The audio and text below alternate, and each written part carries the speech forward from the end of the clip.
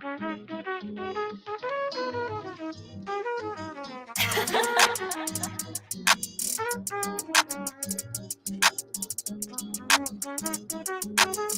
really paid for this Silverhound Look, baby, beat? we should pop off. You the queen, I got the hot for. Plus, I'm always rock hard, not a day to Brock's off. You got that jiggle and wiggle, I couldn't hop off. Then I'm getting chopped off, she helped me get my rocks off. She like to spit on my snake, I let it rock though. Knowing it's my weakness, I'ma give it all I got though. I'm lit as fuck and plus I'm kinda cool. I keep them shut cause I only got the eyes for you. Your smile always send me, I can pick you out of plenty. They like, how can you tell? Cause it's my Jenny. I'm wishing well for all your thoughts, I got the penny. Crazy about you got me going in a frenzy. Like Takashi, we finish 6'9" and then we switch. Girl, don't mind me, I keep it in line, I'm not a snitch. You can find me deep in them thighs, hitting them licks. Being side, she greeting the time, I'ma be flipped. Toad Sage Prince, in Sage Mode Bliss. Got your chick tugging on the Sensei's drip.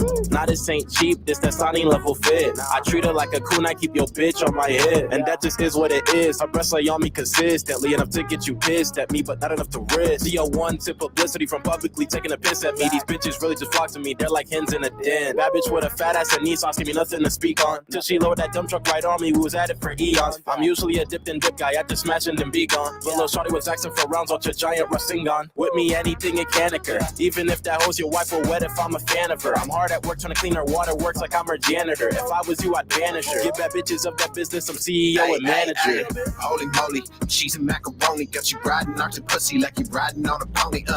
Blowing phony, I'm messing with the phonies. Falling for me, need a cushion you can lay on while we bone it. I know a girl get hot for teachers, so let's break the ice with it. Nice to meet you. I got nicer features than the guys you see, and I got 8 good reasons we might be sleeping. Hey. Together again, yeah, I got plenty of room. So bitches telling their friends, yeah, I can handle the boom and shit, I'll never be there, yeah, I can get the pursuit. So baby, aim for the head, yeah. Catch it lacking, then I'm blowing out the back. I got so many losing track, and I got more to make it snappy. Hey, hit it from the back, I like the way she fucking bend. Okay. Bitches call me daddy, I said nah, call me sensei. Tell me if you feel something, cause when I come around, I'm trying to feel something. It's kinda like you're late to the party. You here, but I'm asking if you still coming, but you still frontin'. I'm a legend in the game, I done trained the ghost. Treat that pussy like a game, let me play the most. I'ma make you say some things you ain't say before. I know the island where I stay is your favorite coast. Okay, alright. She know I keep it hotter than the ox keep out. Okay, alright. The key is the key, baby, I stay balanced. Hold up, he just put me where the titties at. Hit that line and shorty, fall like Bowman, told her hit me back. Looking for a master. It's crafted, bitch, I'm really that. Bitch, I wanna break you up the shell, bitch, I'm really that. Bitch, I really rap. I listen to rappers, she feel lust when I go smash. Still in pencil, then I dash. Yeah, I love to see them flash. Hoes on me like all the time. I told the end I'm down to climb. If I'm with Elizabeth, you know I'm gripping on no pie. Loving up skirt, baby, twerk for me, put in work. Always make me smirk when these hoes wanna stalk and lurk. I might be a jerk, but she begging me to make it hurt. So I leave her cat like a demon, put it in the dirt. Bitch, I'm Meliodas, got that shine, so your hoe gon' notice. I'm the dragon sin in the sky. You can catch me floating. If that nigga hot cock blocking, then I'm pig roasting. Harem all on me, you would swear I had a love potion. Bitch, I've been the demon, perspire ass, I might leave her print. Back in the day, a holy night, nowadays just a deviant. Bet if you ask the end, these giants know who I am. They begging me for a kid, might fuck around, make a clan.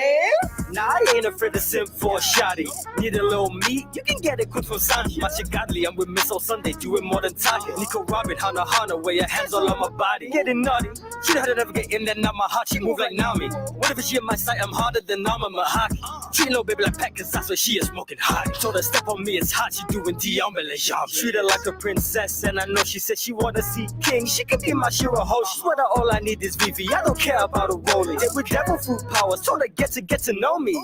Hey, now I ain't tryna be no friend. Got me feeling like I'm pudding, keep an eye out for the head. Hey, living life with no regrets, so I stay pursuing women till the day I end up dead. Don't tell my friend I got a sister's box, and she got the wop. Blacked out and kill my demons, that's the way she giving top. She was shocked when I met her, hit a spot. I'm the tenant, water breathing first form. Get the mop when we finish. Ow! Yeah, but I don't mean to be crap. But baby girl, can I just get a little grip of that ass? Cause when I seen you, I was gawking. You came over, started gawking. I'm like Enmu, I don't say much, let my fingers do the talking. You said you don't do this often, but that's what they all say. Just wanna hit your bumper like the nigga from Allstate. I'm more than just a champ inside my city and mall state. Been grinding in my sleep, I ain't taking no off days. Breathe in, breathe out. Don't scream, don't shout. Unless you wanna, but the neighbors gonna know you mine. I keep a chick that is literally on demon time. Ooh! God damn! How they do, ma'am? Please don't mind my spam, but I just want to give your motherboard a good old ram. Like I do anything, slaughter a lamb, or even give you a Jeep. Damn! Cause I need it! 10-minute ETA, bet I mean it! Johnny beam, beam, beam, beam like cleavage! Let me guess, where you from? Ohio cleavage! Mina, Momo, Toru, Fabi, please step on me like a ballroom tile. Said, what about Jiro? Do you copy? Should I jack off to audio files? I'm like, oh, pop off them draw. Panties, I need an overhaul. No, not overhaul. Girl, I'm talking to y'all.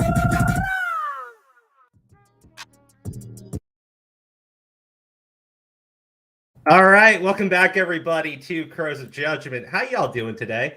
We have exciting news and not so exciting news. I hope you enjoyed the intro because I love that one. It's hilarious, and I figure if we're demonetized anyways, we may as well have a little bit of fun. Retsky, say hi while I take this hit. What's going on, everybody? I'm back again, taking a break.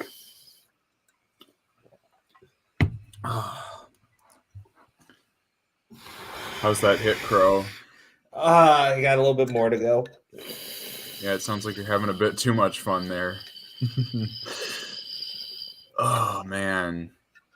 Today was quite the day, I'll say that. Yeah, Eddie, what happened with you today? Nothing really. It's more what I was seeing happen. Hey, give us an outsider's perspective then. Well, I was kind of shocked that your channel got hit. That was interesting. Got fully demonetized. Yeah, that's pretty bullshit. All it says is harassment, and I'm like, okay, who the fuck did I harass? And I was thinking, it's one of two people, right? I was kind of making a joke. I was like, well, the only content creator I've done recently is Tommy C. But yeah. In all seriousness, I think it's either Repzilla or Omrecker, because both those individuals have made public and private threats to do something about like reporting our channel. And well, Repzilla posted his flagging history, and it showed that he false flagged your channel. Yeah, so I'm like, it's one of these two individuals, because they're the type of people who actually do this shit. But actually, first off, I finally decided what my team is going to be, because I found out you can use every starter. So I can catch an Oshawott in the wild and have a Samurott. So, oh, really? Yeah, so that fixed one problem. I put Sneasler on the team. It's grown on me. I've seen it outside of the static sprite image. And like Typhlosion, it looks pretty good. The thing is, it has a move called Dire Claw. And it like inflicts a random status condition. And Typhlosion's move inflicts double damage if the target has a status move on it. So I can use Sneasler and Electrode to do that, and then Typhlosion will do a bunch more damage. So I'm like, that works out for me. I got the Ursaluna. I lost Gudra, though. But it was either lose Gudra or lose Electrode. And yeah, I really want Electrode on the team, so Gudra had to go. Well, there was Braviary too. I could have used I could have taken Braviary out, but I really like it. Like, I really fucking like it. I was thinking, like, if I get rid of that, I don't know. Like, I wasn't even thinking about using it at first, but I really fucking like it. I could replace Sneasler for Gudra. It's just, I think Sneasler actually works better for the team. So, well, there's no actual battling with other players in Arceus or Arceus or whatever you want. I don't know. PLA.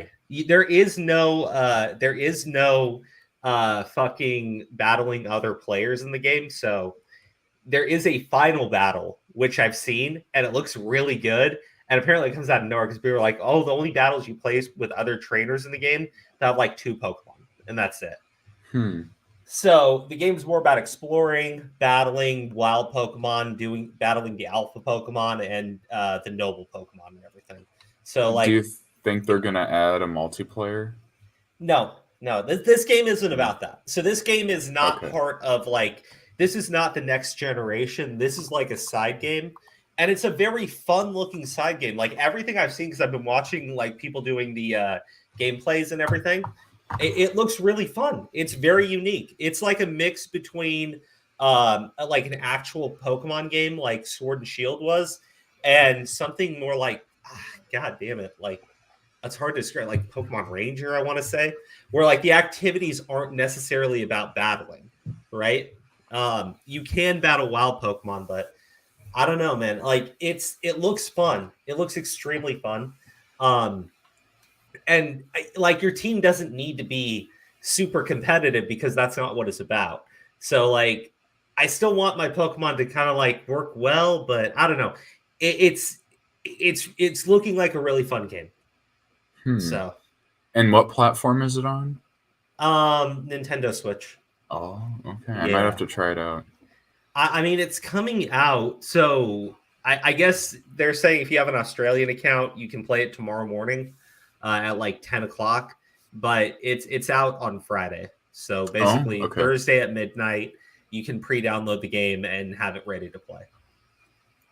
Okay, so I'll have to take a look at it then. Sounds kind of fun. Yeah, I mean, I'm like it's finally something that's different, that's fun.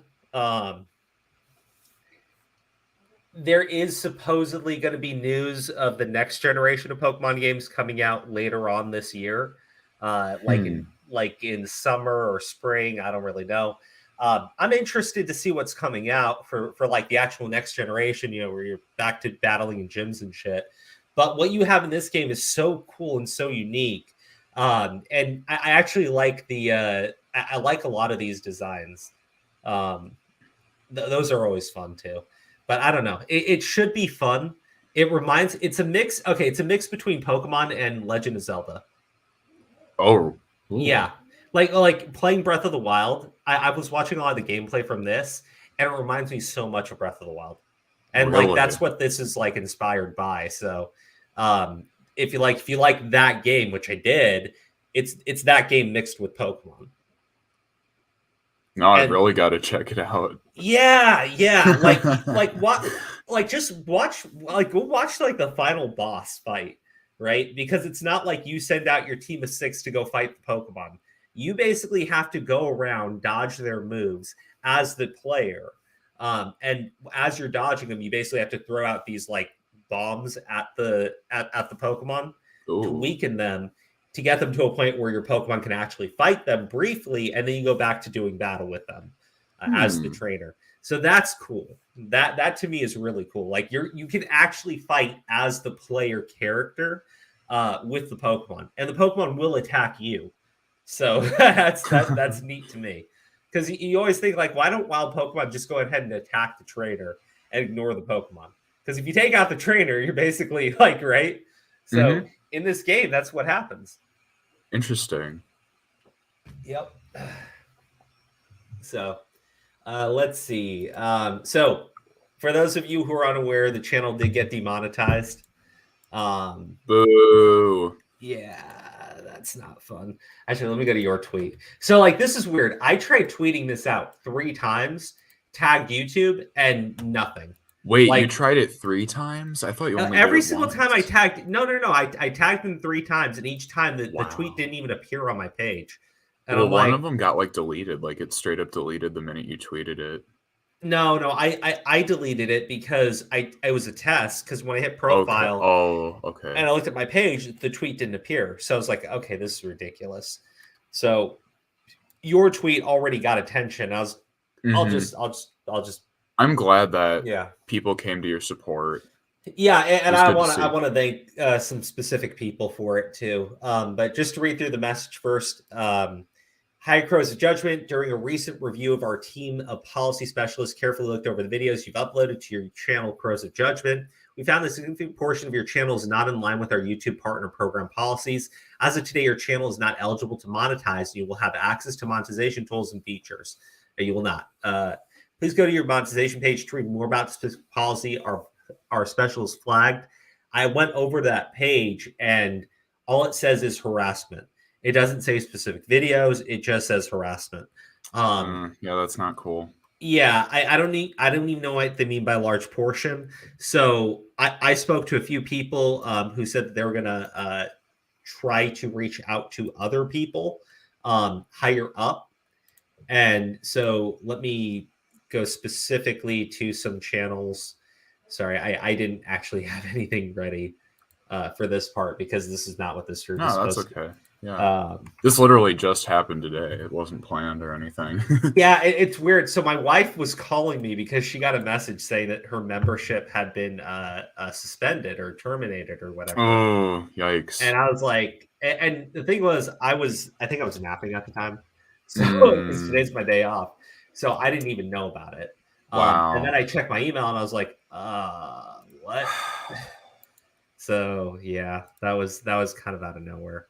But yeah, no, so monetization, it has been removed.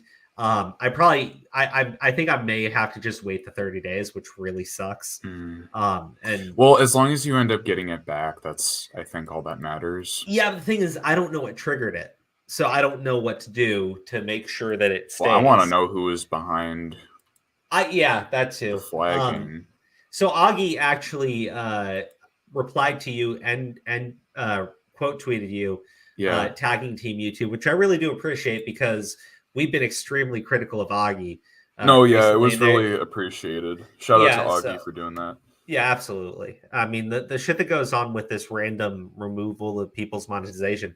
Like, the thing is, for me, I'm fortunate enough where, I work a full-time job. I don't rely on the YouTube income.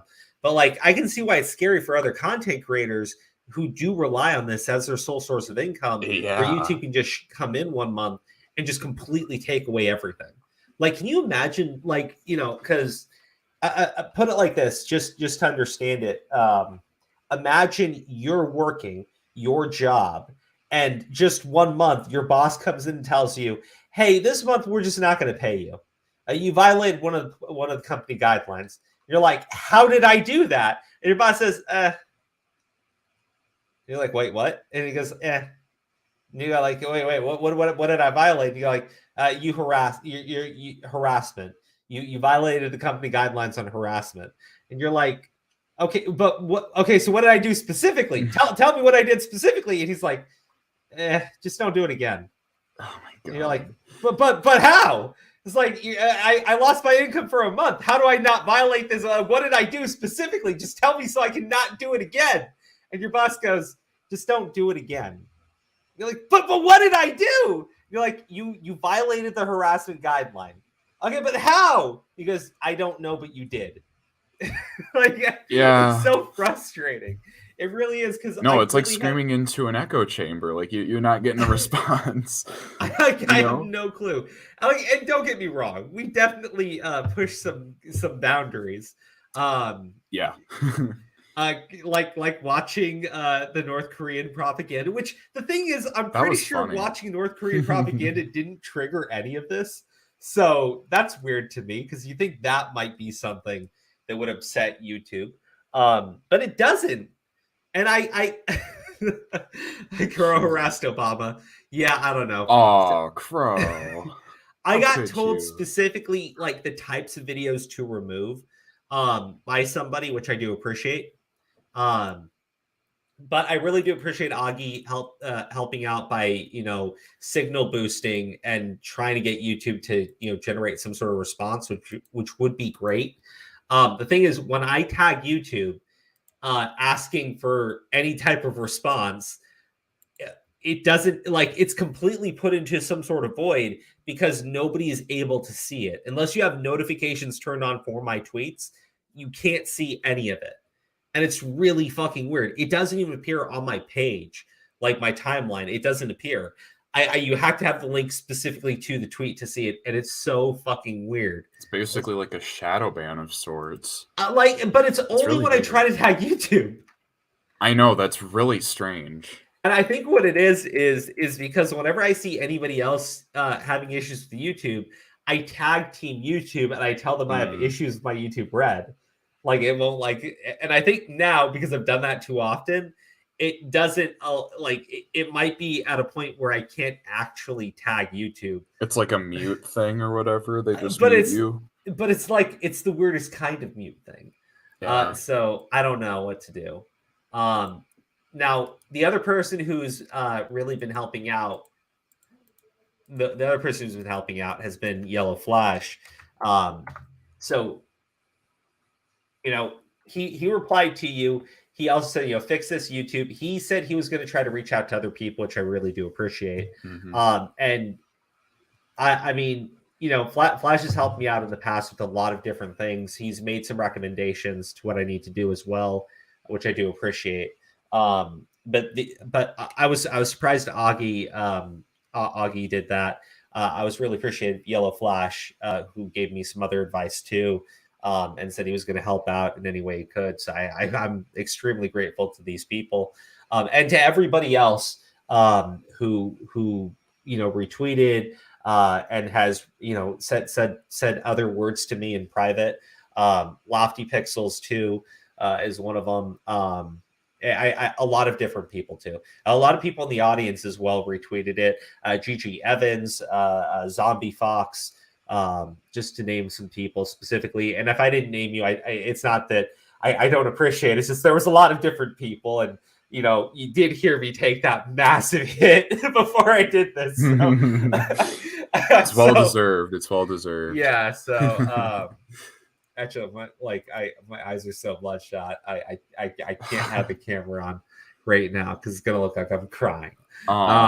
Yeah. It's okay to cry. Don't worry. Fuck off! No, I just mean like I'm like my eyes are like so fucking red and bloodshot.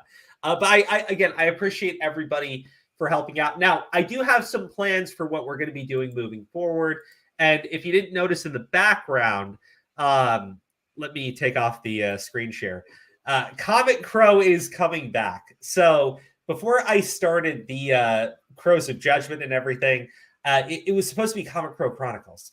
And we're going to review like comic books and like general nerd shit and politics. Now, the politics is a terrible idea, but the nerd shit is something I really do love and I really want to talk more about.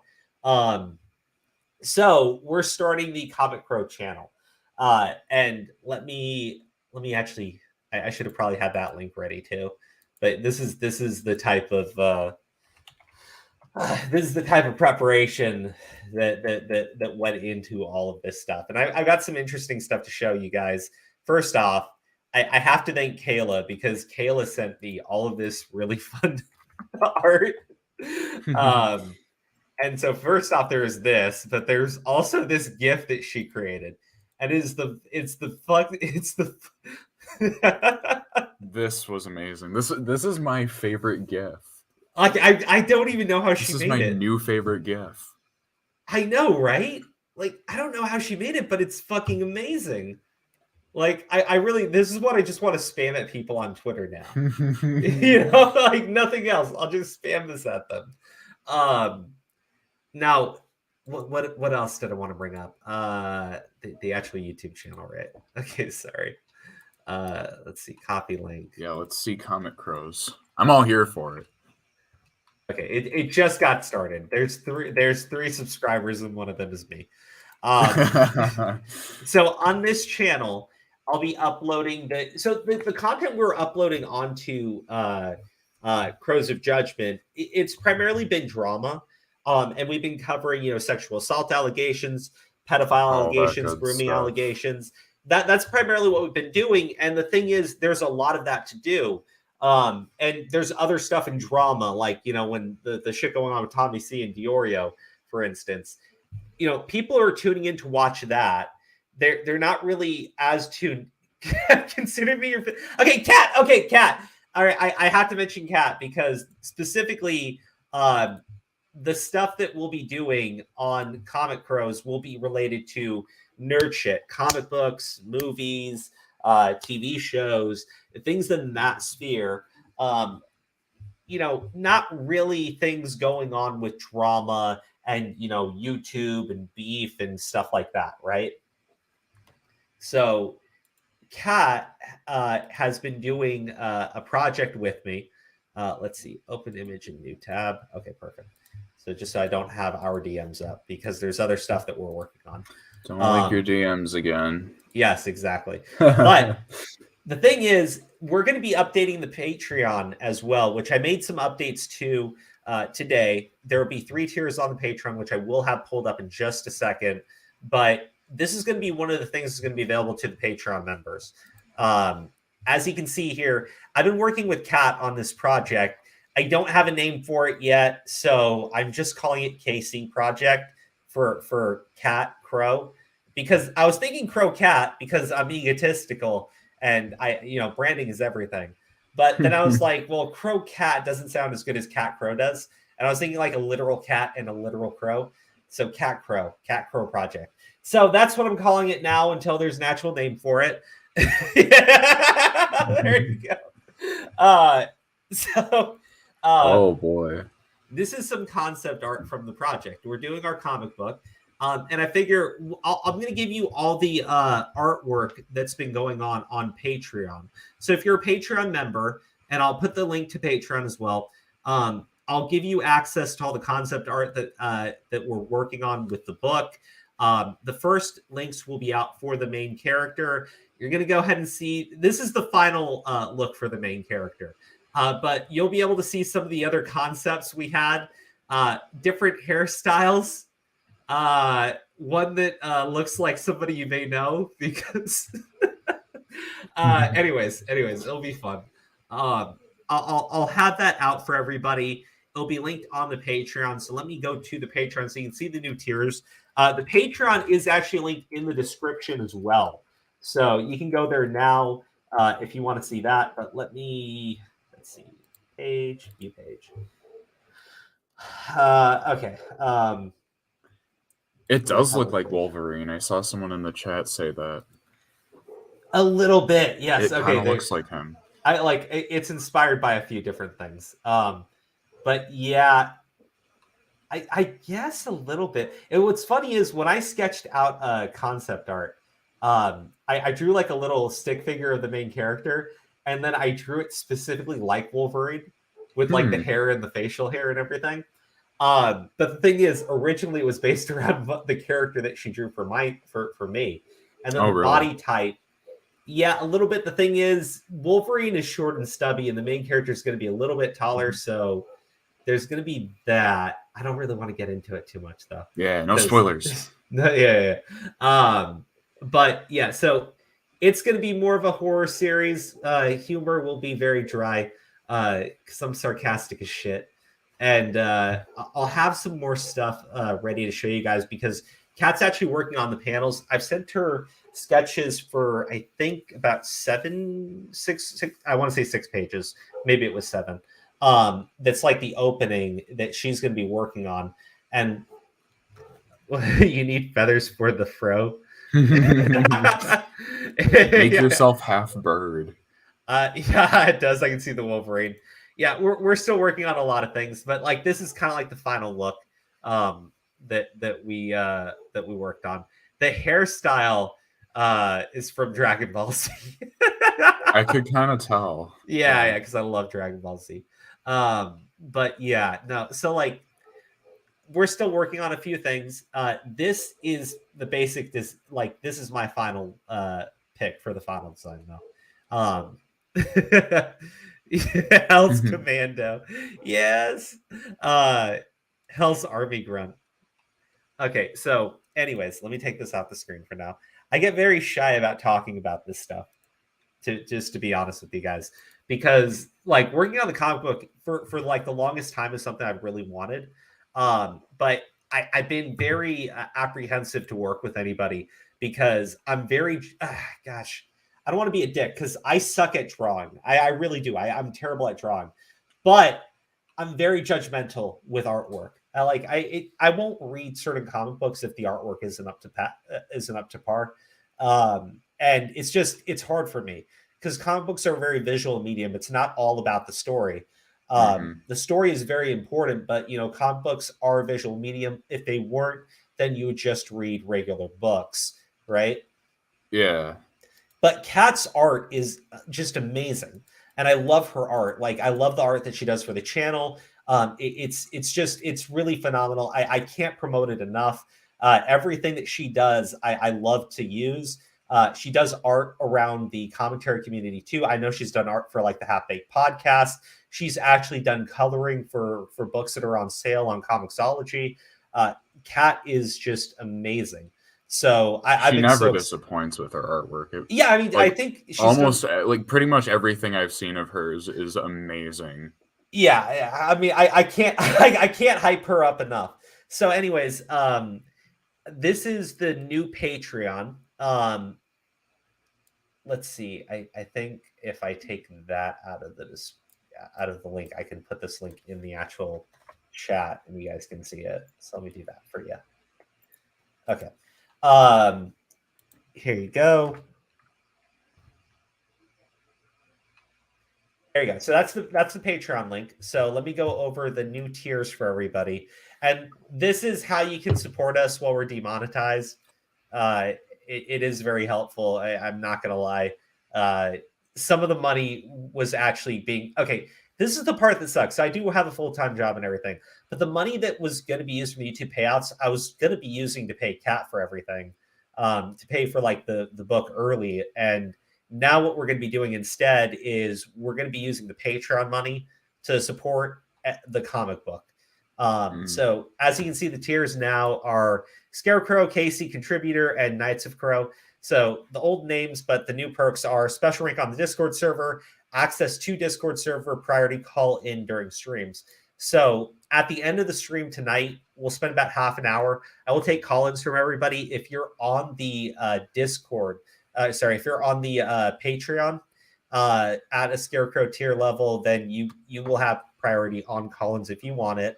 I know it's a small thing, but I generally hope that that's something that's enough for people right now. I don't really know what else to put there. If there is something I can do, you just let me know and I will. But I think that's something I can actually manage to hold on to, because like in the past, the Discord ranks were not really being held up by me, and that's on me. But this is something that I can actually do for people that I can genuinely manage. And the access, the special rank on the Discord server will give you access to certain things for the art for the comic book, like certain updates we'll put on there. But you're going to see the Knights of Crow is going to have like everything that we give you guys will be obtainable in that rank, and you'll have access to all the old uploads too, because I'm not going to make them permanent on the, like, they'll be up for 30 days for the Patreon, and I'm probably going to like start removing stuff. I don't really know how I'll do it. I'm not too sure right now, but I just want to make it so like people on the Patreon get like fair perks and shit. If you guys have ideas, I'm more than receptive to them, because I genuinely want to make it something where you guys actually feel there's some value to being a Patreon member. The Contributor, which is the next rank, that's where you'll get the concept art. So tonight after the stream, I'm going to give you all the concept art that Kat had for the main character with the different hairstyles and everything, so you guys can see it and see kind of how we like came up with everything. And because I'll show you like what I sent to her originally. So you're going to see what I sketched out for the main. It's going to be awful, and I'm so embarrassed by it too. Let's see it. Yeah, if you are in a Casey Contributor role, you'll get to see that image that I sent over to her when she started working on that main character design, including something that's not in the main character image too, that will show you kind of like what's going to be going on with the main character and like their powers and shit. Oh, so a little bit of a prologue. Yeah, her sketches are beautiful. Actually, what I'll probably do too, because if you see my sketches, there's not enough there to figure out what's going on with the story, and they're so downgraded that I think it's enough that I can show you that as a hint for what's going on with the comic book without giving really anything away, because without Kat, this entire project is completely dead. Just to be clear, without an artist, I can't move forward with any of this stuff, because my sketches are just fucking deplorable. I mean, they really are. Oh God, how bad are they? Okay, she was trying to be so nice because she goes like, no, this is fine because sometimes people send me things and I don't even know what's going on, but I can at least tell what's happening here. And I was like, oh, that's so nice. She's like God. She's so kind because I know what I'm sending her is like absolute shit. Well, you know what they say, Crow. You are your worst critic. Show us your art. Okay, hold on. Oh, okay, hold on. Let me do this. You're hyping it up a little too much. Okay, hold on. Because I know when I make artwork, I'm extremely critical, but people tell me that I make good art. Okay, there you go. There you go. These are the types of sketch that I'm sending to her. There you go. You got to see it very briefly. Stop. I can barely see it. I know. That's why. Okay. All right. Okay, fine. Hold on. Let me try that one more time. This is only because I need you guys to support us on Patreon so I can pay Kat for the art. So this is what I will send as well, which is really embarrassing for me, by the way. There you are. There you go. Damn, not even for a full second? Not even for a full second. That's how embarrassing it is for me. But I will. No, I understand. I will 100%. No joke. I will go ahead and upload that picture for you guys if you are in the KC contributor role. Holy shit! That's embarrassing for me. The Knights of Crow rank. What I'll probably do, and you guys let me know. Actually, this is how I'll know if you guys want me to do it or not. If I have 3 people that sign up for the Knights of Crow rank, what I'll do is I'll send you the screenshots for the first 2 panels that Kat's going to be drawing out, so you can kind of see like early what we're working on. And these are like really fucking rough, but at least it will give you some idea with what's going on. But yeah, so that's what we'll do for you guys. The Patreon is linked in the chat. You can also see it on the screen here. Patreon.com/Crow of Judgment.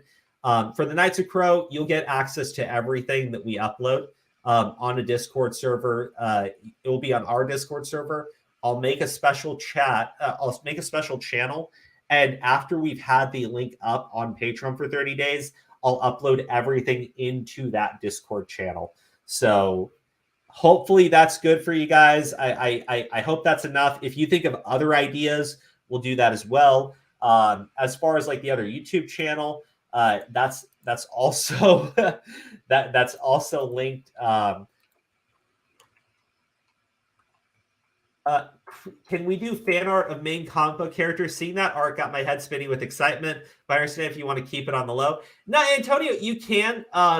The only thing I ask is that you send it to me first, just so that I have it. So I'll probably do something special with it later, if you can do that for me.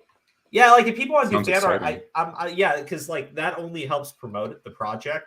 So I'm totally down for that. Just please send it to me too. You don't need to send it to me first. Just send it to me at the same time so that I have access to it. Because what I'll probably do is there's enough fan art. I'll probably do something special. Maybe I'll do a video just like going through you guys' like fan art later on if there's. Oh, that sounds like a really cool idea. Yeah. Okay. Cool. Yeah, it's like Kat wants to see the fan art too, so that's why we need it. Fan art is always some of the best stuff. Well, because like if you guys make fan art for the project, what I might do is like maybe we can include like a special page when we actually have a book that we can present to you guys. It's going to take a while to get everything put together. Like we're spinning through the ideas. I have everything planned out, but Kat works off commissions, right?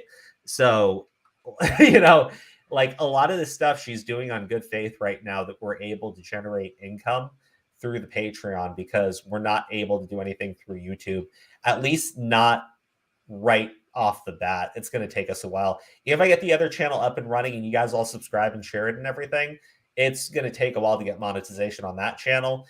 And I'm looking at 30 days to get monetization back on the main channel. So in the meantime, Yeah, we're basically relying on you guys to help us out on Patreon. I hate even asking you guys for the help. I really do. But it's unfortunately YouTube. This is one thing I will say about this entire situation.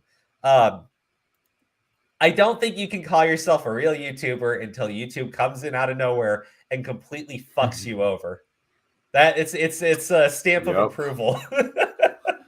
Unfortunately, yeah. Unfortunately, it's like how many times have other YouTubers that you've watched like come out and told you they've been completely just fucked over out of nowhere? I mean, it hadn't happened to us yet. I mean, yes, I had random assholes like Rebzilla come out at me and hit our channel. I've had random copyright strikes and random copyright claims from big companies and everything, which is pretty typical. But like, getting your whole channel demonetized for quote unquote harassment, it makes you, I think in my book, I think it would make us a true YouTubing channel now. What's next? God damn. I don't know. But yes, please support us on Patreon. I showed you some images that you'll get from the Patreon benefits. And there is the new YouTube channel, which I'll be uploading regular, kind of like nerd shit to, critiques on comic books, like the Batwoman stuff, the Batgirl stuff. That's interesting. The stuff going on with DC right now, because they are really like, I God damn it, dude. Like the sales on the Superman comic are ridiculous. You have fucking this whole fucking comic about Superman's son. This guy is half Kryptonian. He has all the powers of Superman, and he's wearing a fucking mask because they're using the fucking book to promote fucking wearing masks. Or the one where they wanted to appeal to like SA victims, where the half of the story was Superman confronting his rapist or something. Yeah. Okay. So that's not the new Superman, because the new Superman is Jonathan Kent, Clark Kent's son. So the new Superman is just awful in every single way. Oh, is it the gay one? Yeah. I've been like walking around that the entire time. Yes, it's the gay one. I wasn't even. Someone had to say it, Crow. I wasn't even going there. Yeah, no. It's true though. So like, it's not even that he's gay. It's that they gave his boyfriend the superpower of being completely invulnerable to being hurt. So I'm like, you've taken away. Like, here's the thing that's interesting about Superman and Lois Lane.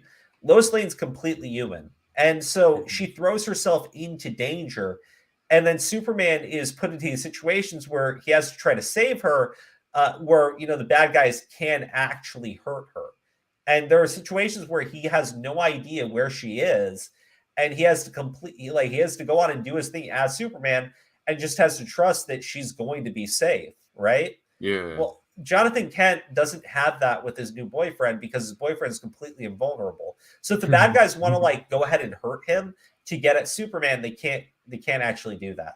If you want to have any situation where he feels stressed out because he doesn't have communication with his boyfriend and something could happen to him, you've removed that entirely because he's so I'm just saying, like, you've taken away one of the human elements of Superman, which is worrying about his loved ones. Because his loved one is completely fucking invulnerable. Shit like that, it's been pointed out that in movies, you basically have them trying to give us more minority characters, right? And I can understand the benefits of that, even though, like, as someone who's a mixed race, it's not the same for me. It's not as important for me. It has no real importance for me. There's no character that I identify with on a racial level, but I understand that for other minority groups, they feel some sort of representation, which is a little weird for me, but like, I'm trying to like understand where they're coming from. Now, what I think is not done as a service to them is when you give them that representation, but then you're terrified of actually showing any sort of element for that character of like a flaw, right? So like you're afraid of letting that character get hurt or maimed or murdered because they're a representation for that community, and that would make that community feel unsafe or something. I don't understand the actual logic behind this, but it almost sounds dehumanizing the way you're describing it. It's like they're dehumanizing them by trying to make them invulnerable. I mean, look at what's going on in the Scream movie, right? That's a murder. Like Scream, you don't know who the killer is, except in the Scream movie, because they're following all of these straight up fucking horror tropes where you can't have the minority characters hurt, or you can't have the minority characters be the bad guys. You basically lead to a situation where it's going to be one of the white people. And since you're only killing off the white people, actually, in a situation like that, it makes the movie seem less suspenseful because it's predictable. Yeah, right. It's like, I mean, you basically know that it's either going to be the main character's sister or it's going to be the main character's boyfriend. You know, it's going to be one of them, and you know who the other killer is. It's the white bitch, the white bitch in the friend group. It's obviously going to be her. So it's like, who's the second one? It's either the sister or it's the boyfriend, because there's always two.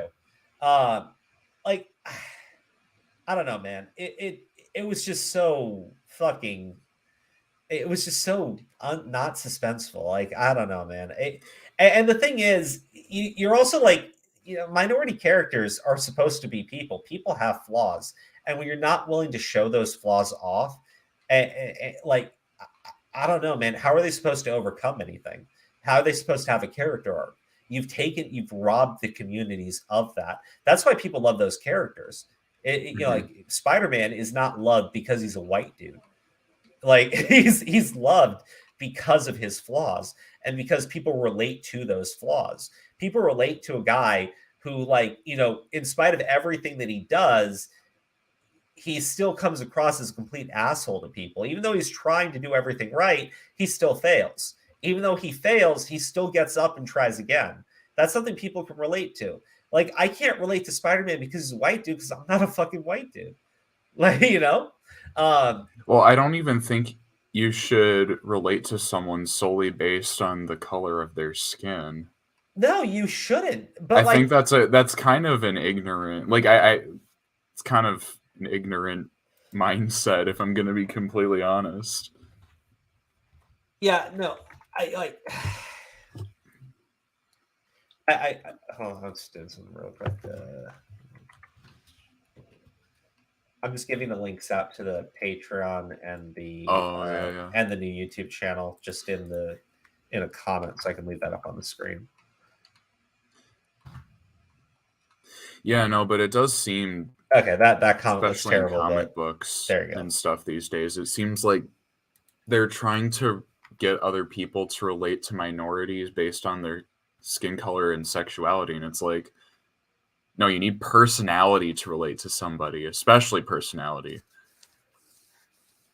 Yeah, look, I mean, absolutely. You need struggles. You need personality. You need someone people can relate to, but not based on fucking race. And if you want to have a character be of a certain race or be of a certain gender, I don't think that really matters. I just think the character needs to relate to people. And the problem is, because you're so worried about offending these communities, because you've made these characters representations of those communities, instead of being people characters that people can look up to from those communities.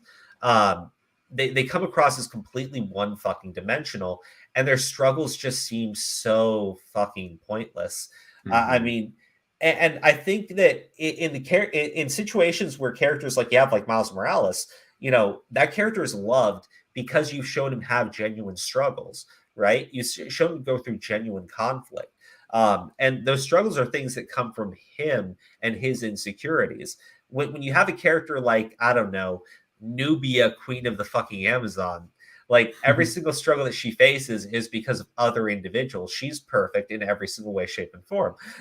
Like, I really want to keep ripping on that book, only because it's amazing to me that you have fucking Wonder Girl, right? Which was Yara Flor. And I was even like, oh, what is this? I'm not that interested. But there was a community within comic books, like still reading DC, that was interested in seeing that character take over her own book, because you had a pretty competent writer behind it. You know, people have told me that the woman writing the Wonder Girl book, and I'm sorry, like I just don't, I'm terrible with names. It's not just them.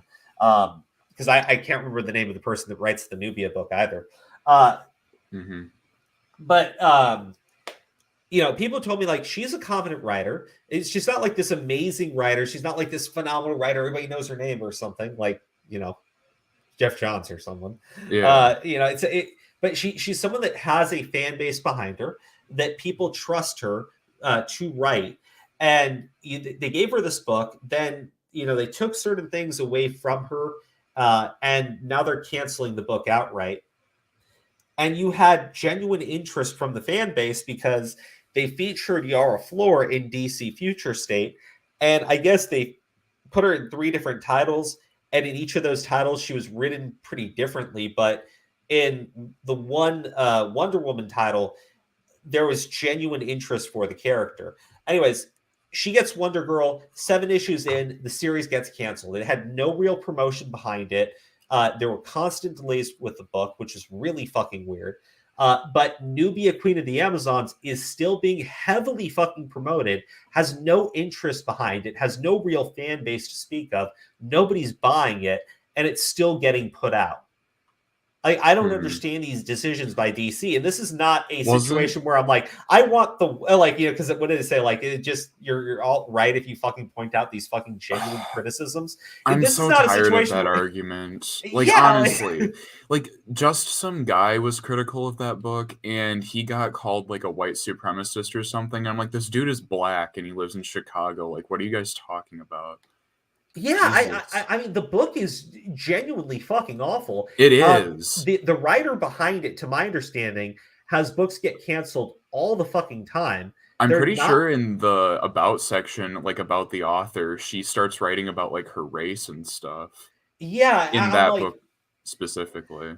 I'm like, so you go ahead and keep fucking putting this shit out that nobody wants to fucking read, but you cancel a book that, look, I'm not, it's not like I'm interested in either of these things. I just can't understand that you had a book that people were actually interested in, a character people actually wanted to read about, and you canceled that book that you have not promoted in any real way, but you continue to pump out fucking Nubia when nobody fucking wants to read it. And in spite of everything you've done to promote that book, there's no fan base for it. There's no genuine audience that wants you to keep promoting it or keep putting out issues for it. But you'll cancel the fucking Wonder Girl book that you did have an audience interested in. I don't understand these decisions at all. They don't seem to be coming from a place of genuine competence. They seem to be self-maiming and self-harming themselves. And you have like people defending it because they're actually fucking, God. Anyways, you know, it's like the people who are defending it probably never actually read it. They just know that it's a book about like race and sexuality and stuff, and they're just promoting the hell out of that. I mean, see, that's the thing. This is the type of stuff they don't even care. It's sad. This is the type of stuff that I want to talk about, but I know that on this channel, it's not going to be as well received as the drama stuff that we do, right? Yeah, because this channel started just becoming about drama and accusations within, you know, certain communities, right? It started with the parasitical stuff. I mean, really, that's when we started really just focusing on that shit. But I don't know. I think that it'd be fun to talk about the nerd shit more. So please do subscribe to the new channel, Comic Crow, and support us on Patreon in the meantime while we struggle with the issues of monetization. And with hopefully, Lord Susan. Yeah. And hopefully you guys are interested in the comic book we're doing with Kat. I know Kat's excited. And I know she's excited to see your guys' fan art, Antonia. And I know that we're both really excited to share with you the stuff that we've been putting together. I know I am, and Kat seemed genuinely interested when I reached out to her today about it. So hopefully you can support us on Patreon. Hopefully our work is up to par for you guys. And I don't have anything else to talk about this subject. I'm just rambling at this point. But yeah, no, it's been amazing to me see everybody coming together. Now, I promised you guys a good show tonight. Oh, and yes. We have to talk about the situation that's going on right now in the Glitchtale community. So what the fuck is that? Okay, so do you know what Undertale is? Oh, yeah. Okay. It's massive, right? Mm-hmm. Glitchtale is one fandom within the Undertale community. And okay. Now, Aura is way more familiar with this shit than I am.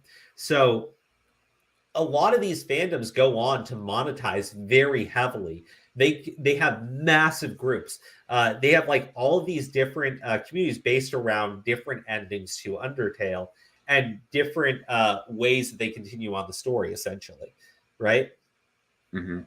So in Glitchtale, there are a few different people that have worked on this project. Actually, let me pull up their Wikipedia. Just in case you think that I am making some of this shit up. You're gonna provide some sources. Yeah. To back up your claims.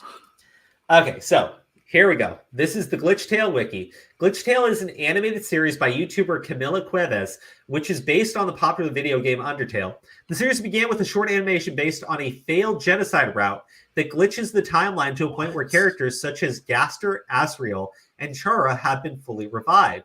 The first few episodes did not contain any sort of voice acting until the episode Continue, where it adopts a similar dialogue method as Zelda. The soundtrack to season 1, yada yada yada. So this is actually a pretty big thing, right? Like it's not just a like it's not just like this tiny thing that has no relevance whatsoever, and it's a pretty big community too. So they have a Discord server, to my understanding, has about 4,000 members. Holy shit! Like I said, this is a pretty big community. Yeah, you weren't fucking kidding. I wasn't kidding. Oh my okay, God. so that's why this stuff is so concerning, because essentially what happened within this community is a co-writer for this series known as Veir was grooming minors on that Discord server. And now, when I say grooming, I'm using the more broad definition. What I should say is he was going to people, that were like 16 years old and having naughty, sexy fun time on Discord with them. No. And getting nudes from other minors on that Discord server. Now, the individual. Why do people do this? Now, the individual that brought this to our attention was not a minor. Their name is Artie Chan. I want to bring up the reason why they're bringing this forward too. But Artie Chan was 19 at the time that they met Veir, and Veir admits to Artie, and I believe to this community as well. And this community seems to also, at least the admins in it, seem to acknowledge that this stuff did happen. And they're okay with it? Okay, this is what I'm talking about. Oh my God. So, you guys do realize this is the community Hopeless Peaches originated from, right? No. Before I say anything, okay, I'm specifically referring to this Discord server. So let me bring up one of the messages from the Discord server, just so you guys can see everything.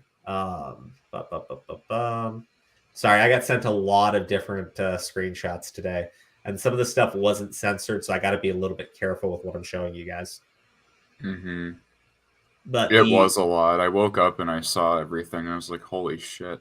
Well, I didn't even send you everything or everything. Aura sent whatever he sent. Yeah. Okay. So I don't think Aura got sent everything, because Aura got sent the first message, and then I sent Aura a ton of stuff that I got sent, but it wasn't everything. So here you go. A word from admin. From issues years ago that had been addressed with the people involved, and the offender has been dealing with the ways to improve himself as well. He hasn't interacted with the community ever since, other than a hi here and there. He's kept to himself only to 2 channels where his friends are. I removed him from ever being in any position of power ever from the community, and I only allowed him back because he started on his medication and weekly therapy. I don't know what else do you want him to do. Okay.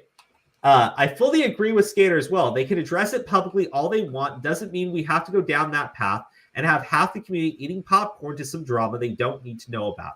He's all over and done with doing anything regarding grooming people, and he's taking. Okay, so this is the thing. This guy is a groomer. Okay, according to this community, these people that run this community acknowledge that he did do these things with children in this community. Now, they don't want to address it publicly. Okay, fine. All right. I don't think that that's right. I don't think that's proper because there was a predator within this community that harmed people within this community. I have several statements that I have seen from minors at the time that he had interacted with that are not okay with what happened to them, but are saying that they don't want to talk about it because they don't want to be, I guess they don't want to be seen as stirring up drama within this community. However, they then bring him back, okay? They bring him back to the Discord server. He still has access to that Discord server. And the thing is, he is still named on that Discord server. And the only thing the minors on that server know about the guy is that he is one of the co-writers for the series. They don't know that he's a predator because they've refused to acknowledge it or address it. So it's like a cover-up. This is the problem. It reads like a cover-up because, yes, while I understand he no longer has his admin role, and while I understand he no longer has the ability to post messages, he still has access to the minors. The minors have access to him. Like, if you're a minor and you're a fan of this series, right, and you go to the wiki page, and I'll show you on the wiki page because you actually see on the wiki page you can like this is the fucked up thing. You can see on the wiki page that he's a co-writer on the series, and they have like a whole page for Veir on their Wikipedia. So if you go to that wiki and you see Veir and you're a fan of the series, because like that's what I would do. I would go to the fucking wiki page, right? Like if I was a fan of the series, let me show you guys, okay? Just so you can see that I'm not full of shit. This is where I feel like it's a genuine fucking concern what's happening here. And guys, do me a favor, because we're no longer monetized. We're not going to be reaching the same audience anymore. If you can do me a favor, it's really helpful if you do share the stream. Okay, well, especially if we're talking about a situation. Has any other YouTuber talked about this yet? I don't know. I don't know. Or are we breaking the story? Oh shit, I don't think so. I don't think we're breaking the story. Hold on. Glitchtale Predator. No. Okay, so we're the only ones. Okay, let's see if anyone else has talked about this or if we're breaking. Because if we're the only ones who have been talking about this, I think it's a big deal to get more people to see this. Glitchtale Predator, we're the only things that pop up.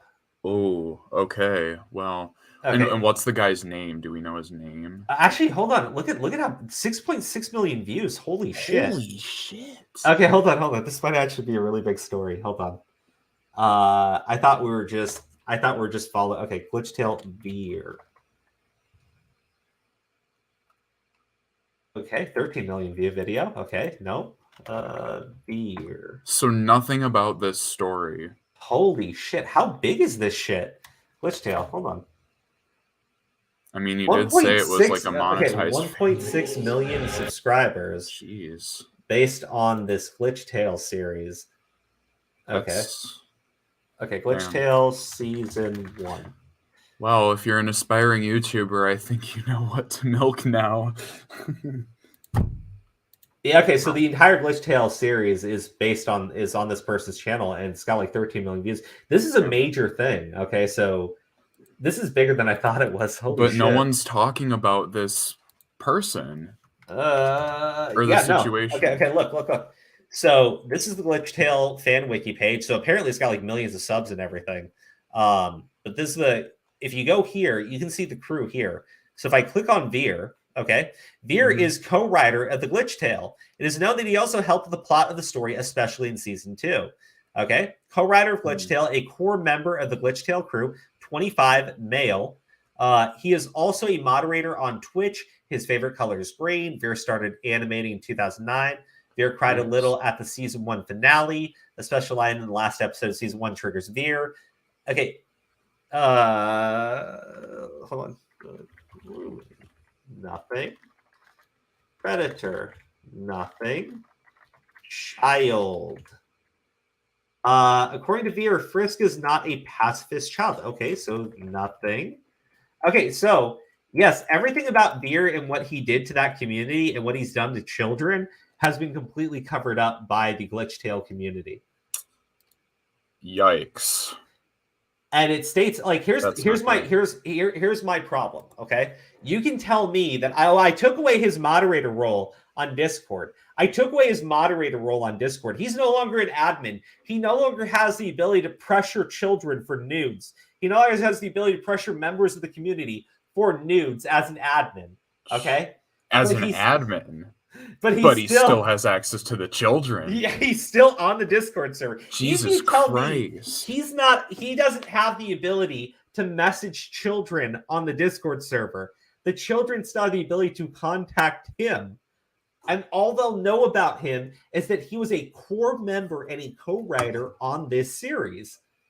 And you know how children are, or people who are fans of any big thing or whatever, they get starstruck and they don't really seem to question shit like this. Okay, so let's see here. I just want to make sure because I think okay. For safety, even the above screen hub. Here's another victim's because what happened to them. Okay.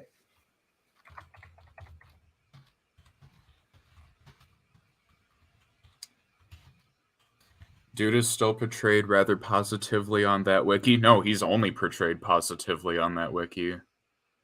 Yeah, this is... Hey, Redsky, do you have the ability to just white out a name in a screenshot really fast? I don't have my phone on me right now, but I can... If you send it to me on Discord, I can go AFK for a hot sec and then... Let me see which ones I just want to... Okay. BRB. Okay. Here, I'll send you these screenshots.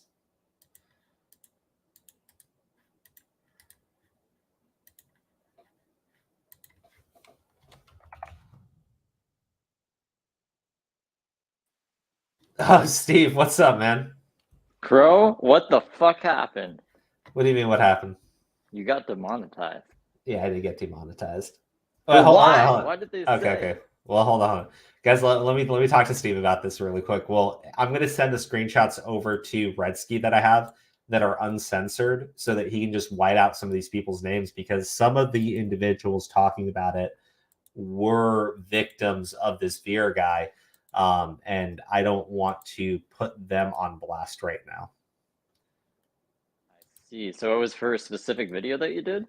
Okay, no. This whole thing here that we're talking about is completely separate from me being demonetized. I don't know why I was demonetized. It just says harassment. All it says is you were demonetized for harassment. I think that's bullshit. That's the only thing I care about. I don't know what else you're talking about. Because there's a lot of other channels that do exactly what you do and they stay monetized. Like everyone else. I don't know what it is. I think it's somebody mass reported me. I have no clue. I have no idea what's going on. Just to be clear. Did you reach out in the studio thing in the live chat? Wait, what?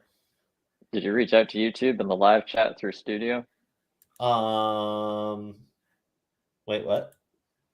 You can reach out to YouTube like through the live chat thing in studio, but wait, how do I do that? You could do it after you left, but I just don't know if you did it already. Or you can just explain it to me now. So go to studio.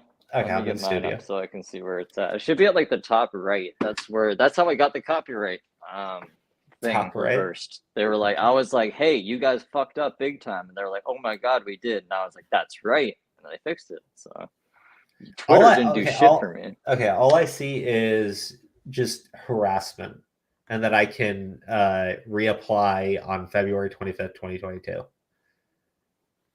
Yeah, I would want more of an explanation on that. So at the top, I create there's a help thing, and then there's a chat with creator support. So if you click chat with creator support, somebody hopefully can tell you more. No, I just see a send feedback thing. Okay. Oh, there's a help button. Are you sending the screenshots? Oh, yeah, so shit. right to the left of what help, about the there ones should be a that chat. so hold on. Redsky, I thought you had the screenshots that Aura sent. Oh shit, no, like I didn't have them on me. Like I'd have to scroll up and I didn't want to waste time. Okay, hold on. I'm sending you some stuff right now. What exactly do you need me to white out? Just the person's name. Artie is fine. Artie's already outed. But the other name you want me to... Yeah, the other person is somebody who was like 13 at the time. Okay. Just let me know when you've sent them. Yeah. Send a picture of the thing you're supposed to click on. Well, you can talk to someone through that. Wait, what?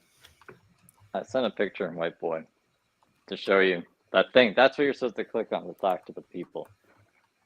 I don't know if they can do anything, but like hopefully they can at least tell you. Oh, like, what this? the fuck, because I don't see like what you did wrong that other creators that stay monetized haven't done. The only thing I can think of is you don't have an MCM. I don't even know what an MCM is. It's like a multi-channel network. I don't think you really need one. They what take like a most percentage. big creators have when Well, that's the thing. Demonetization happens. Yeah, that's the thing Yellow Flash was telling me about. Mm-hmm. Yeah, see, Tipster swears by that because he's like, anytime I have a problem, I just go to my MCN. And I'm like, yeah, but they also take like, what, 5-10% of your fucking earnings? It depends on what MCN you get, I think. The other problem is some are scams, other ones aren't. Yeah, the ones that aren't seem to only work with larger creators. Mm-hmm. So there's really not much I can do about that. And I'm pretty sure Tipster found his through Keemstar, so... Those are hard. We could always reach out to Ethan Cunningham. So like Augie got. No, I don't want to. Yeah, no. 10K, I think. Right. That's a hell no for me. He got Fuck his monetization reversed. That's a big yikes for me, dog. Crow, did you send it yet? Yeah, check your chat. All right. I'll have to go AFK for a bit. So where is everyone? Just look in Discord. Yeah, but I don't have my phone on me right now. Like I have to leave my computer to go to my phone. Okay. Oh, that Redsky. I didn't know. Okay. I thought everyone would be in here, causing a ruckus, flipping tables. Because, no, well, Aura's sick, and Sen doesn't actually care about me. Why do you say that? I'm sure he cares about you. Because I told him we're going to talk about this tonight, and he said, "Oh, I mean, if we're talking about the Tommy stuff, that'd be interesting, but this isn't interesting." He said it just like that. He's too cool. He said it just like that, all cold-hearted and shit. It actually hurt my feelings. Yeah, it's the main. And I acted like it didn't. I acted like a man. I just took it. But like honestly, shit cut deep. He should care. He does the same content you do. I mean, shit cut so deep. Like I don't even know how to explain it. It was actually, I don't know, man. Like I want to say I was offended by it. I was kind of like brought to tears a little bit. But I don't know, man. I don't know. So do you think it was because maybe like when you rant, you go on your little rants, you say really, really mean things to people? Do you think they saw that maybe and was like harassment? I don't know. Okay. Well, okay. Look, I gotta jump back and talk about the main thing. I'm just sending these screenshots over to Redsky first, but I have some stuff that I can show. Well, I have some stuff I can show keep people. Keep an eye on you, Crow. Make sure that you get your monetization back. If not, we're going to go after Tommy's monetization because you guys are the same fucking person. And if you can't be monetized, I don't think Tommy I am not going after anybody. I will for you. I will go and wait. Why? Okay, no. I'm not asking you to do anything, so you're not going to do anything. No, you're not. I'm just saying what I'll do because I think that's bullshit. If you can't have monetization, neither can Tommy. Okay. These are the wrong lessons to be taking away from this shit, Steve. No, absolutely not. That's the only reason I'm back here, Kurt, to tell you this. We're not doing anything to Tommy or anybody. I don't really fucking care. Well, if they bring your monetization back, we won't. I don't care about anybody else having monetization. Like I care about me having monetization. I want to see Tommy C advocating for your monetization. I want to see him. I don't give a shit. I want to see him going to Mudahar. I don't want to see Tommy C do anything that puts him in a positive light. Okay, he's a piece of shit. Okay, he's always going to be a piece of shit. I don't need him to support. I don't need him to like passively act like he gives a shit about my fucking channel so that you won't do something to him. Just don't do anything. Like, I don't give a shit about Tommy. You don't need to do anything to Tommy. I'm gonna do 3 things to Tommy. No. Here's the thing. Unlike me, Tommy relies on his super chat income. Then maybe he should be, defending you. Maybe he should be. I don't give a shit. Like, I really don't. I don't want him to. I don't even want him involved in any way, shape, or form. Okay, I don't need you making, half-hearted threats, sarcastically or otherwise, towards him or his fucking monetization. He's an idiot. Like, he destroys himself. Why do you care? He destroys himself, and it's actually funny to watch him self-destruct. I'll just put a big disclaimer on everything saying Crow does not condone this, but I think it's for the best of mankind. I don't think it is either. Anyways, I'm going to move on because I want to talk about stuff that's actually important, and Tommy is not important. All right. You have a good night. I gotta go do some. I just got work, so I gotta go do some stuff. You need to go like take a hit really quick, chill out. Yeah, I'm gonna go stream with mine. So I'll see you later, and I hope you have a great stream, and we'll get monetization back by killing people. It'll be fine. Everything will be good. We can say whatever we want right now because you're demonetized, right? You can say all the bad words. Yes, we can. All right. Peace out, faggots. Fuck. I don't think I'm ever gonna get monetization back. God, why would he say that? Why would he say why would he say the F slur when he knows we're fighting to get the monetization? That doesn't make any sense. Like, why would Steve do that? He's the cancel culture guy, and he just said the bad F slur thing that actually doesn't make any sense. Okay, here we go. So this is the image I wanted to show you guys. So this is a confession by Veir's. There's I have like so many different screenshots pulled up. Let me just take off anything that I want to accidentally pull up that will show you something that you can't see. Here we go. So this is a confession from Veir's. If I remember right, she had a pretty big crush on me once upon a time, and Lix and I used to do stuff with her too. Did she really? And I thought not Ohmbrecker. I thought that was you joking with her. No, it was real. Oh dang. I know she was too young, but like she was 16 and age of consent and stuff. I don't know.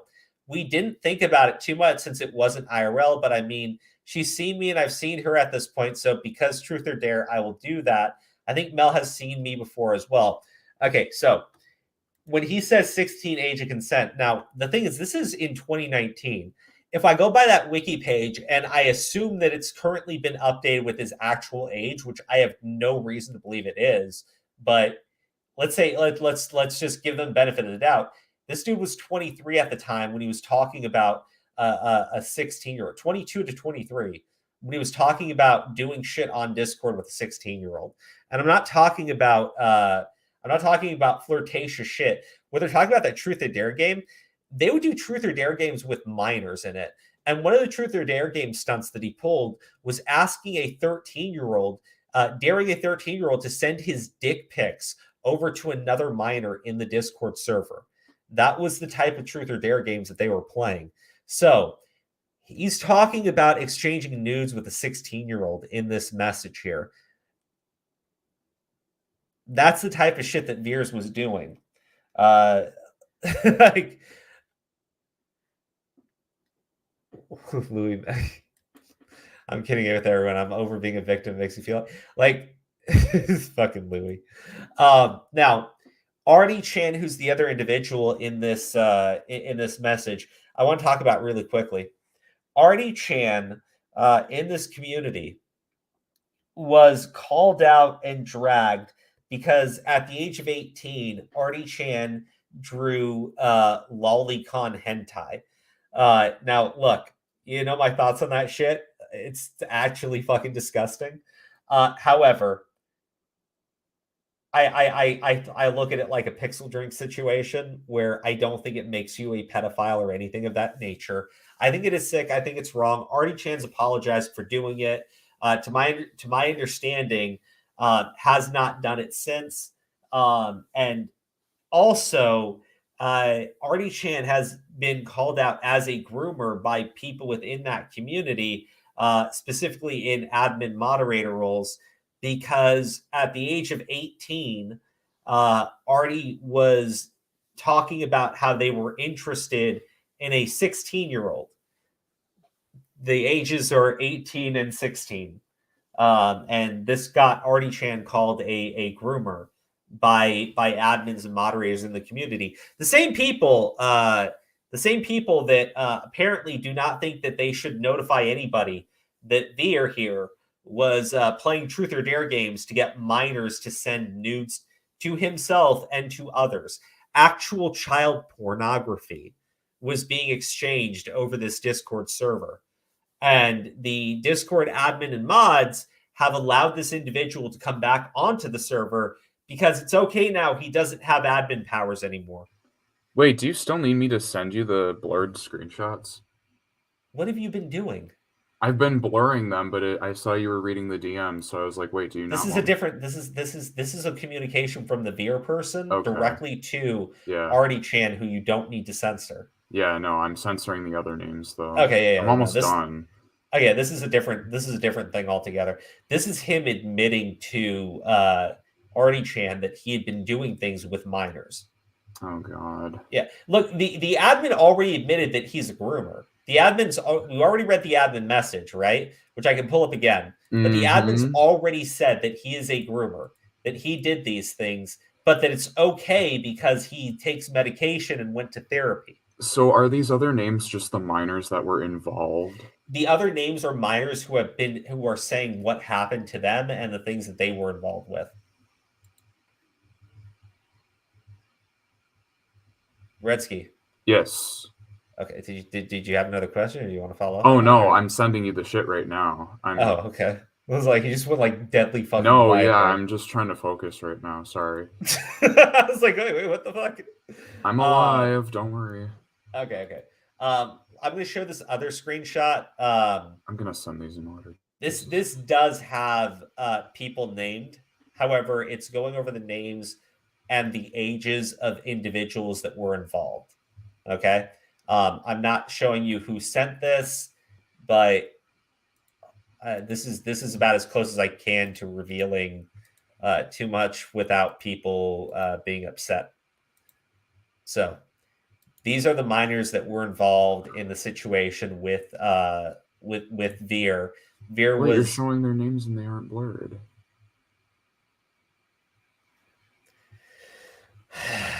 Okay, Redsky, I'm going to say it one more time. Okay. The statements being made by those individuals, blur those. Okay. Okay. Blur the names of the people that are actually coming forward. Okay. This right here, though, is explaining these are the victims of Veir. All right. These are the minors. These are their ages, so everybody understands. And these were the other people that were involved at the time, specifically Veir, as you can see here, 22 or 23 at the time. He was messaging and getting sexual with Fruit, who was 14, Kiki, who was 13, Jesse, who was 13, Mel, who was around 17 at the time, Ruddles, goes by Crystal as well, who was 15, Zingy, who was 13, Baguette, who was 14 or 15, and Gale, who was 12. Mm-hmm. Those are the individuals who Veir was doing these truth or dare games with. Okay. I sent you all those screenshots. Okay. So, like, the screenshots we're going to read, these are statements from individuals. I don't want to say who's coming forward specifically about the guy, or I mean, it's I don't know how to say this in a nice way, but essentially all this stuff is going to come out. The guy already knows. He's a fucking degenerate. Yeah. So let's see. Open link. I'll just have to go through these one by one. Because, like I said, the person asked me to keep the names from these ones blurred. So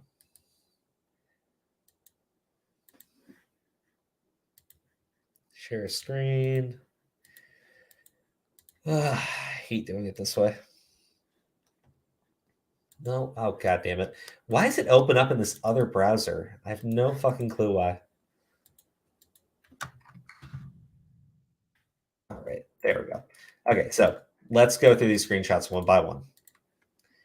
Veir was a creep. Someone I won't name has groomed kids. What did Veir do to you?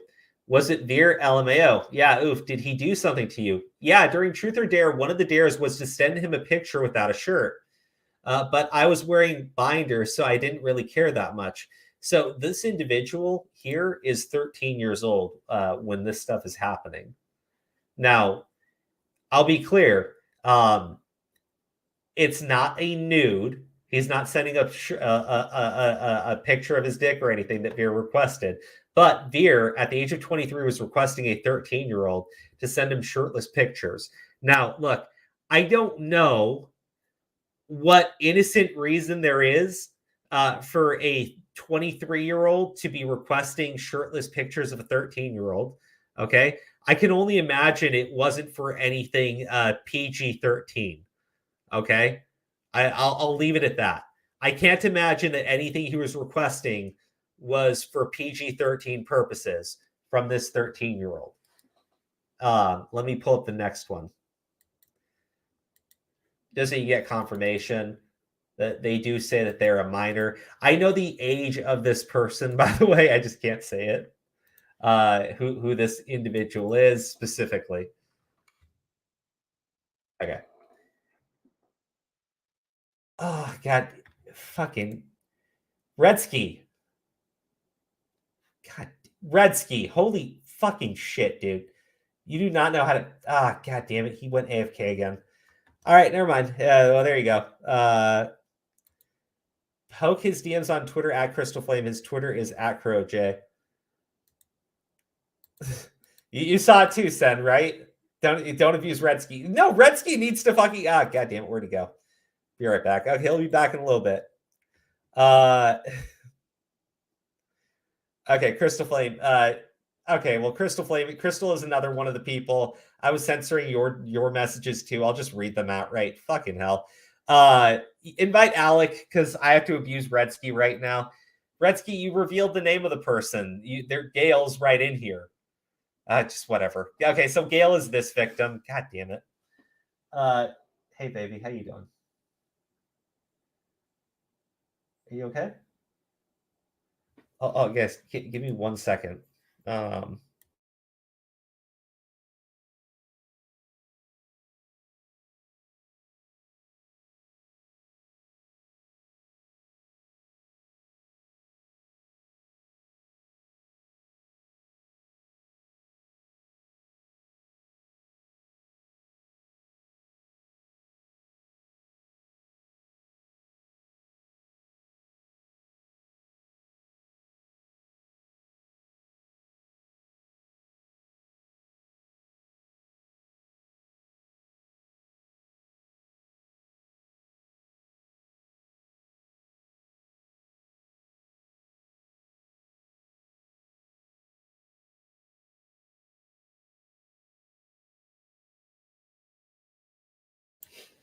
Yeah, guys, I appreciate that.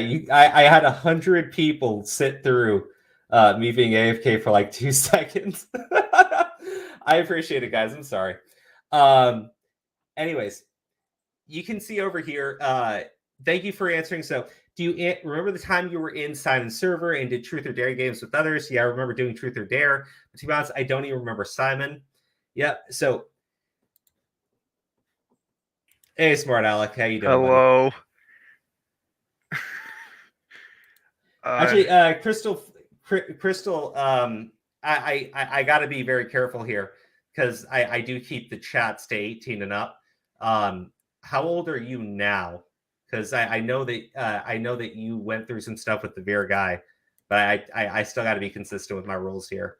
So I'm not trying to be rude, but just I I try to keep everything clear so I don't get into trouble, even though I just got demonetized completely. So, okay, you're 19. Okay, perfect. Crystal, do you want a link? Do you want to come on and talk about this guy? Because I can send you over one, or I can just go over the stuff that you want to talk about that wasn't included within the doc. I'm going to make 50 videos on this. Wait, how confident are you that it's that these allegations are true? He's admitted to them. The people that are with him right now and supporting him admit that this stuff happened, and that they've taken away his admin roles on the Discord server and limited the channels that he's saw adds that, access. that people surrounding him have admitted that, yeah, he did it, so his punishment, Discord mod will lose his kitten privileges. All right, Crystal, do you have my Twitter account? Can you send it to me on Twitter?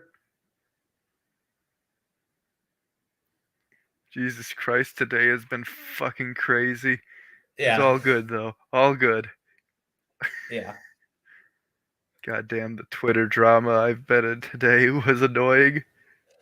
No, Natanya, none of the victims have pressed charges. I'll be clear. There's a lot of things in this situation where I would normally be a little bit more hesitant about. The only reason why I'm going forward with it and presenting it to you guys is because, again, the person being accused has confessed. They are not walking back their confession. And their friends have also said this stuff did occur. And I have the victims of Will who have come forward and said that this stuff happened. So nobody's denying that any of this stuff went down. If there was someone denying it, I'd be a little bit more hesitant. If the guy that they're accusing denied that it was happening, I'd want to see a lot more. I do have screenshots where he is confessing to doing it as well. So I'm pretty 100% confident this stuff went down, unless this is like the ultimate gay op on our channel. You know what I mean? Even then, that was a good question, actually. Did they actually go to the police? No, to my understanding, nobody's went to the police. Isn't that the first thing we should be doing? Do they even have a name? The problem is most of these people don't want to come forward within this community because they don't want to be ostracized within it. This guy has now been allowed back into the community, and I've got a couple of people that are willing to actually come forward and talk about the situation. One of them wasn't a minor at the time this stuff was going down, so them going forward to the police won't resolve anything. Yeah. Well, if any of them are watching right now, I highly encourage that they take this shit to the police, because... Well, you can still take it to the police. Half of us are from all over the world. That's another issue that's involved here. But you can still go to the cops. The Drake Bell situation. So Drake Bell, U.S. actor, when he was in the United States, some girl from Canada, I believe, came over here and got his phone number and engaged in some really dirty conversations over text with him. Went back to Canada, reported to the Canadian police, who then contacted the police in the United States, and he did actually face charges. But that's a thing, though. You do need a lot of their information to really have any amount of success with a police report. A lot of the time, just saying, Kill Bob 43 on Discord groomed me. Here are some screenshots. That's all I got, officer. Yeah. Now, in terms of the grooming, look, they're saying he's a groomer. He's saying he's a groomer. I don't know if this necessarily meets grooming because, again, there was no prepping any of these people for a real life interaction. However, I do have the confession that he was asking for lewd images from kids to be sent to him. Yeah, and that's, I think, doesn't that fall under CP? Depending on the state where he's in, which I don't know. Now, the situation that took place with Zaptai, in Zaptai's state, the law does view the images to be child endangerment. I don't know if the state where this individual is, if they would view it. I would have to actually examine the laws in that state to tell you for sure. However, morally speaking, I have a 23-year-old adult asking for a 13-year-old child to send him shirtless photos. That's fucking unacceptable. Yeah, exactly. Like, I mean, it doesn't take a genius to figure that one out. Yeah, you know. And anyone who defends that, I automatically start questioning. So when did this happen? Too. A lot of stuff occurred in 2019, so about 3 years ago. However, in 21, he was allowed back into the Discord server. Oh. You know, honestly, I'm just surprised that people aren't more concerned about this nowadays. Not even from a moral standpoint, just like from a, now you're going to get caught. That's the environment of the internet. You're going to get caught with this shit. Yeah. Crow. Sorry. I'm reading Crystal's message. I'm going to read what Crystal sent me. Yeah, you should probably share that. Just send me everything. Screenshot wise. I'm going to read her message. She didn't send me the screenshots yet, but I'll read what she actually sent me. I can't share the screen on this because then you'll see my other conversations as well. Hey, is there any way I can get your Discord? I have a lot of stuff I'd love to share about Veir. And she's sending me the screenshots right now too. Just making sure this is you. Okay, so this is very, very long one, like 5 years in the making. So I've been sitting on it for so long and not told to their soul for ages, apart from the one time me and the other people who were affected by him told Cammy, and he got just a slap on the wrist. Sorry. When I was 14, I just became a mod for Camilla. This is back on Skype. Veir slowly got to know me, with him being the one who modded me. After time I got closer, then he disclosed info about him and Camilla when he was dating her back then. Oh, shit. I didn't know that Veir was... I didn't know that he was dating this...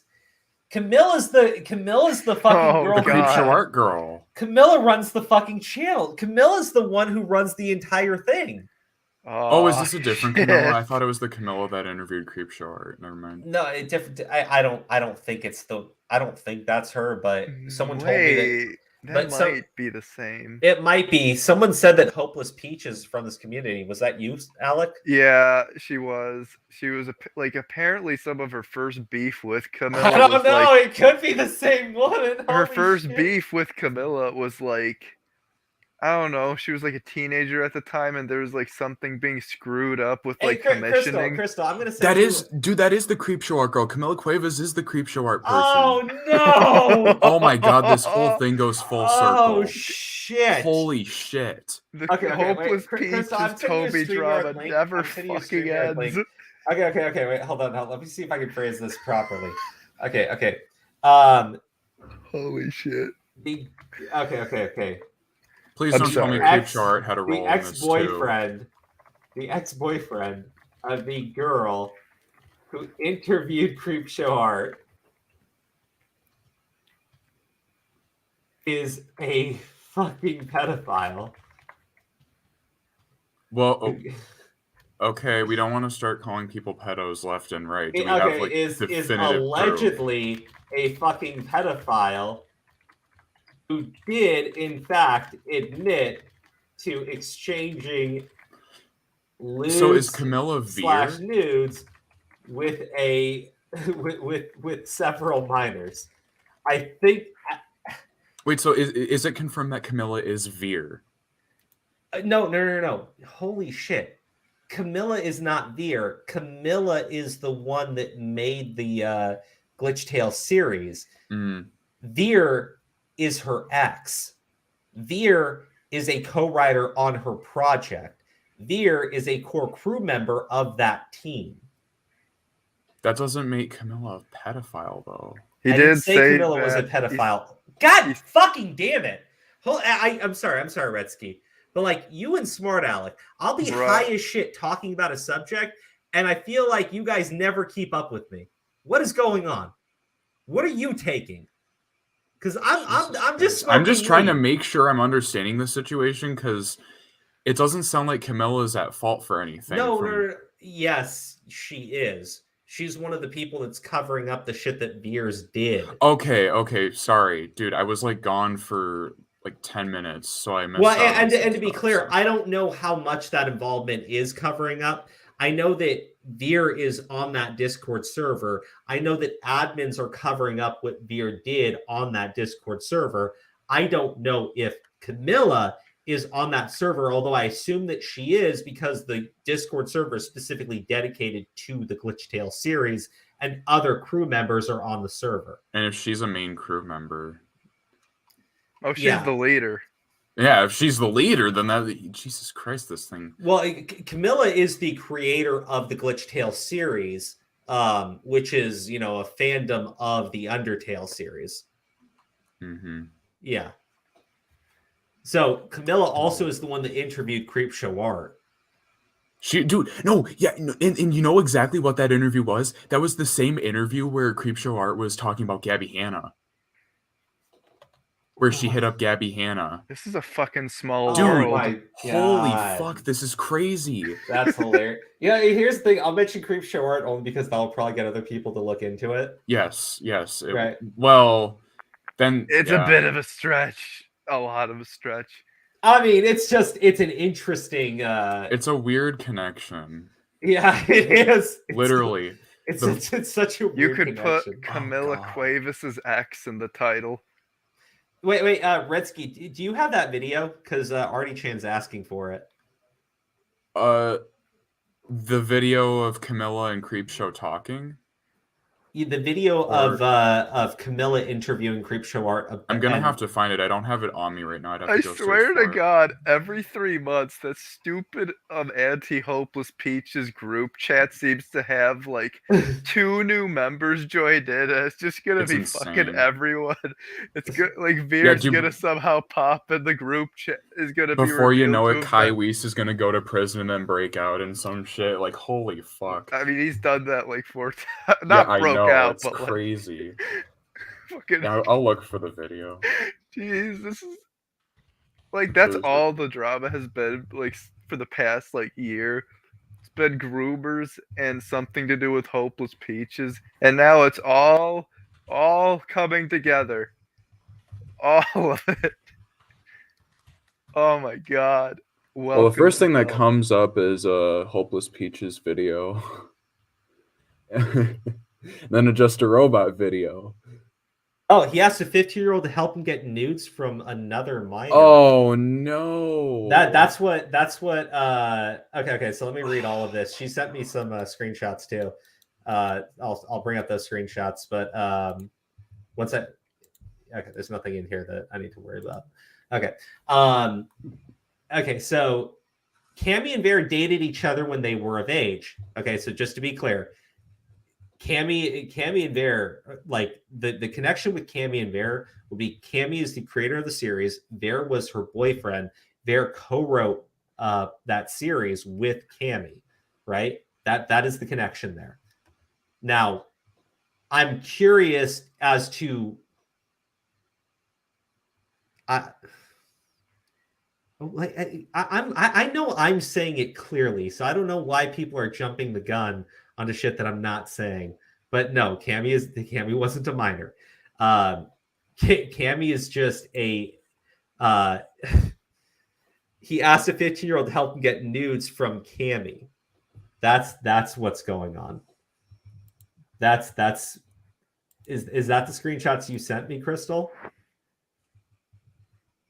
Let me show you these screenshots that Crystal sent me. Damn, even these names are starting to sound similar. Okay, hold up. Okay. Camilla Cuevas is not the person who... Oh my God, they're both typing in all caps. That was a different Camilla. Okay. It looks like... Okay, I so haven't this even isn't- read this it yet, isn't and it Creepshow already Art looks related. schizo. Okay. All right, so... Well, I got you here, so False I'll not alarm. do it. Yeah, I have Cat's extreme right. desires that I fight off literally every single day. Technically, I'm a sexual addict that feels physical pain when I don't handle situations. Naturally, I can't talk to you about stuff like this, so I just ignore and fight off all urges and stuff, even though other women offered it. Holy shit. Like, you're like, this... Okay, so she's 15 at the time he's sending her these messages. What the fuck? Crow, you got some info wrong, I think. Crow, did you tweet anything about Creepshow art? Because it's a different Camellia? Camilla. Yeah. Yeah, no, Camellia, not yeah, Camilla. no, I deleted the tweet. Yeah. My Twitter's got like no interaction on it right now. Like I said, I get no interaction on anything on Twitter right now. That's why I said when I tagged YouTube, I realized like it's not even appearing on my timeline. Twitter's blacklisted you now too. Yeah. But so Veir, okay, so Crystal, what year were these messages being exchanged? Veir, according to the wiki, is 25 right now. Most of these interactions took place in 2019, when he was 23, 22 years old. He's hitting up 14-year-olds? Yep. Oh my god. Now, to be clear, this isn't the Undertale community. Glitchtale is a fandom that's extremely popular within the Undertale community. And the Undertale community apparently has a ton of these fandoms, and a lot of them are like heavily monetized with their own branding. Glitchtale is one of them. So Glitchtale has their creator, Camilla, with about 1 million viewers or 1 million subscribers on YouTube.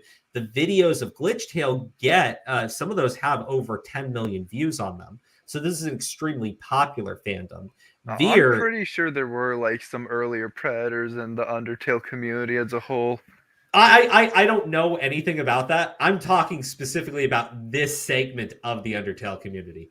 For all I know, the rest of it is just as fucking deranged and degenerate. I don't know though, so I don't want to fucking slander the entirety of Undertale. I don't know if it's like the Smash community yet. Dude, oh god forbid. Undertale and FNAF, like all of their heyday in 2014 to 2016, everyone slandered them. You gotta slander them at some point.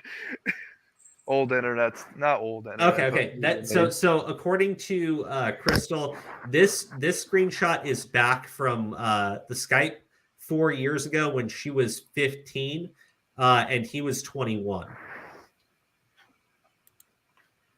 So if it was 4 years ago, he would have been about 21 years old, chatting up a 15-year-old, getting about his sexual addictions and okay. All right. So look, it's like an Undertale series. I don't know as much about this as Aura does. Aura is a big fan of Undertale, and he's way more familiar with this stuff. So he was explaining to me, there's all of these different fandoms are extremely popular because of how popular Undertale is. I didn't realize that it was that popular, though. I mean, I didn't realize that these videos are getting like 13 million views. That was insane. To be fair, Glitchtale is an anomaly. It's like by far the most popular subset. Oh, so Smart Alec, are you familiar more with this genre? A bit. Like, I'm not an expert, but like it's the stuff that kind of brushes by my knowledge, and people would think that I know a lot about, even though it's just me being terminally online, So I know that I can't fucking pronounce her name. Quavis. I'm gonna say Quavis because for some reason that's easier to pronounce. She's kind of known for being a bit of a schizo sometimes, anyways. I mean, if she's covering for a fucking pedophile. Well, so according to we don't know that yet, but okay. So according to Crystal, Artie and her both went to Camilla. And Camilla played it off as him just flirting with minors. It's still not good. Yeah, perception is reality. Yeah, hold on. So there's a few things in here I want to let me pull all of these up just so we can go through them one by one, because some of this stuff in here is a little concerning to me. There we go. Can I ask you something? How many /who people knew about this whole thing? To my knowledge, 5 in total knew about something or had something happen to them. Knew about something or had happened something happen. Crystal, I know this is from 2020. I know this is like a year and a half ago, but work on your fucking grammar, girl. Maybe she was on some crystal meth. Redsky! But this person is a victim. Why are you making crystal meth jokes? I just had to say that. How insensitive and intolerant / yeah, bro, you gotta be on crystal meth to make such an insensitive joke. Jesus. Yeah, dick. I'm clipping this and sending it straight to Repzilla. Oh boy! There's Repzilla. not already stuff I have against him clipped and ready to go. It's okay. She gave you the crystal meth pass. Okay, all right. Let's get through this. So that I cannot say without their permission. Sorry. Some don't want to be known. They just want to move past it. They have my word. The ones I'm allowed to say are me and Baguette. Okay, so I can bring up the Baguette screenshots. You know what? What is with all these mods like naming themselves after food? I don't know. It's just kids on Discord. They have that weird TJV schizo named Pork.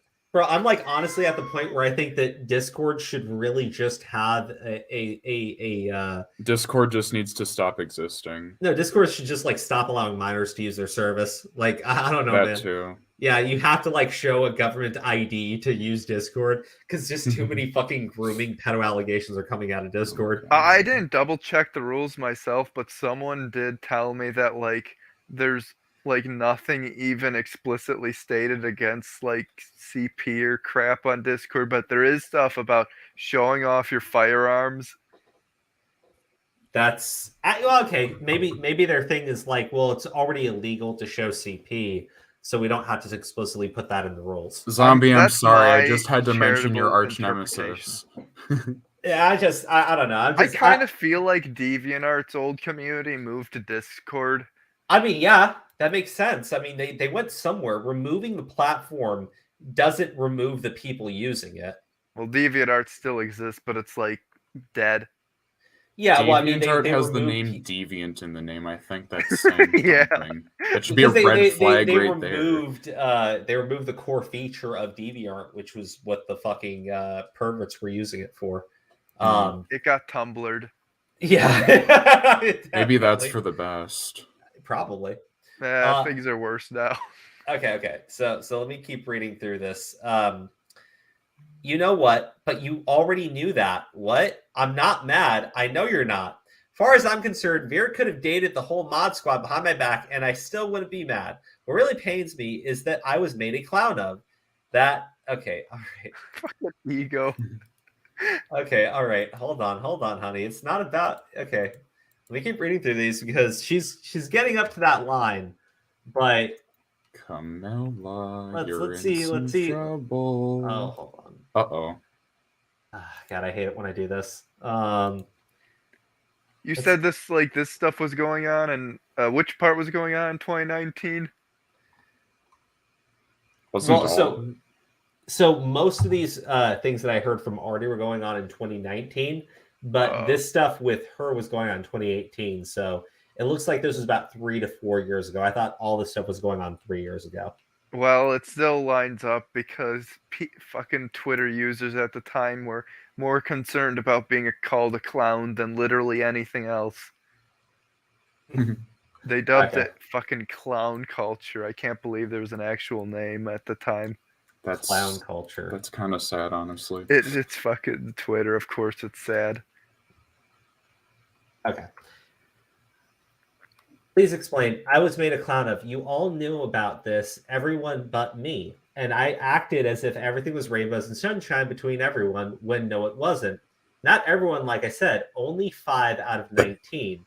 Well, you refused to tell me why, so here we are. To my knowledge, I'm doubting everyone. Now I don't know what to think about anyone. Camilla, they have my word. Good, I don't have yours, nor anyone's. Okay, like, I'm actually getting a little bit pissed off at this Camilla chick. Because, like, I get that you were being cheated on by this Veir guy. But this Veir guy was doing it with fucking minors in your fucking server. What the fuck, bitch? Like, what?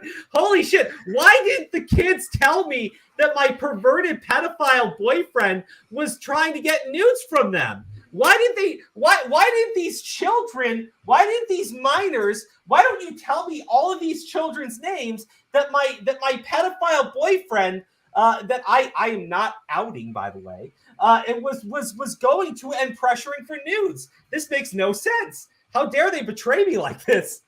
What the fuck? Camilla expecting more from minors than herself is completely in character. What the fuck? Holy shit. Like, Camilla, you're kind of a bitch. Good, I don't have yours, nor anyone's. I don't know who to believe anymore. All I know is that I'm disappointed, and I still don't know who I'm disappointed with. Maybe your pedophile boyfriend is the one you should be disappointed with, not the minors he pressured for nudes. Occam's razor. Camilla, what the actual fuck? What is wrong with you? What the actual? Okay, all right. It's probably every a good thing I got other fucking case has the this crazy. This might actually be seen as bullying because I'm actually pissed off with this girl. Why are you more upset with the minors your pedophile boyfriend was pressuring for fucking nudes, and not your pedophile fucking boyfriend who talks to 15-year-olds about how much he needs to fuck them? You're never getting monetization back at this point. Yeah, right? Holy shit. Holy fucking shit. Camilla, I think that's the least of our concerns, Alec. Jesus. Yeah, I mean, Steve did just drop the slur with Crow's consent earlier. Oh, did I miss that? Yeah, you did. Wait, what slur did he say? It was the F word. Oh, that's my favorite. Do you want to say it, Redsky? What? Do you want to say it so I can clip it and send it to Rebzilla? Go nah. for it. Yeah, go for it. Do it right now. Rebzilla's a faggot. Okay, let's get going. Okay, good. Thank you. All right, so look. God damn it, dude. I'm never getting my monetization back. Hey, you asked me to say it. I was going to say it. So. I know. But, like, okay, let's be clear. Oh, now fucking Rebzilla's going to clip this. And he's gonna flag it. He's going to flag your channel down. Just like he flagged the video where you talked about the fucking groomer in his Discord server that he doesn't want people knowing about. Why would you do that? Yeah, I don't know, man. I don't know. Let's get back to the topic. It's okay. I've done everything I can. I'll wait the 30 days if I have to. But yeah, it's okay. I'm making a new channel with a new Patreon. For those of you who are unaware, that's very important because I've been completely. You know, it's hilarious. I went back to the Patreon homepage and guess what I saw? What? Yay, one new patron. Welcome with the personal message, Augustus Marks. Yo, let's go. It's Augie's PFP. Wait, what? I'm not kidding. Hold on, let me show you. Wait, Docs, what? Wait, was that actually Augie? Everybody knew Augie's name was Augie. Well, I didn't. I guess now I do. Well, just because you don't know doesn't make it a dox, Alec. Jesus. Well, that's why I asked it with a question. There you go. It's right here. Augustus. You have to send him a personal message to show your thanks. Be grateful, Crow. Oh, about that second channel you're making. First of all, it's kind of complicated to like hook up to get monetization, like the same monetization on two channels, since I'm pretty sure it's like against TOS to like have two separate monetizations and it's supposed to be one or something. I don't really. It's kind of confusing. Dude. I first off, I need to have 1,000 hours of watch content on that channel. That's probably going to take a little while. Yeah, well, I'm just saying there's even more things you gotta be careful of. Smart Alec, don't worry about it. I already know. Yeah. Stop distracting the stream. Let's. Yeah. I'm gonna say the slur again if you do. I only brought up the Patreon thing because I thought it was funny, and then you know. Anyways, okay, all right. We got to go back into Camilla being a selfless bitch. Because everyone keeps secrets from me. You did. Blank and blank did. After months, years, I don't know how long this was a thing. No one tells me shit. Okay, Camilla, Here's my problem. Like, these messages were like 2020, and this dude is back in the Discord server. This evil man who cheated on you. The worst thing he did was cheating on you, not cheating on you with minors. It was cheating on you. Not getting nudes from minors. It was cheating on you. Not using your Discord server to get CP. It was cheating on you. And when I say her server, I mean it was the Glitchtale server. I don't know specifically the individual running it. I just now know that Camilla was certainly involved in that Discord community because she's naming the people from the server. So, yes, I do think that she holds some unique responsibility here. Let's see here. Oh, okay. Then months later, why didn't you tell me? What the fuck? This is before I planned to go public. What is this? Oh my god, she's denying that she ever knew? Oh no. Okay, so this is from July 27, 2021, and this is her in January. Let's see here. This is after Crystal said that she was going to be coming forward. Why did you never tell me, Crystal?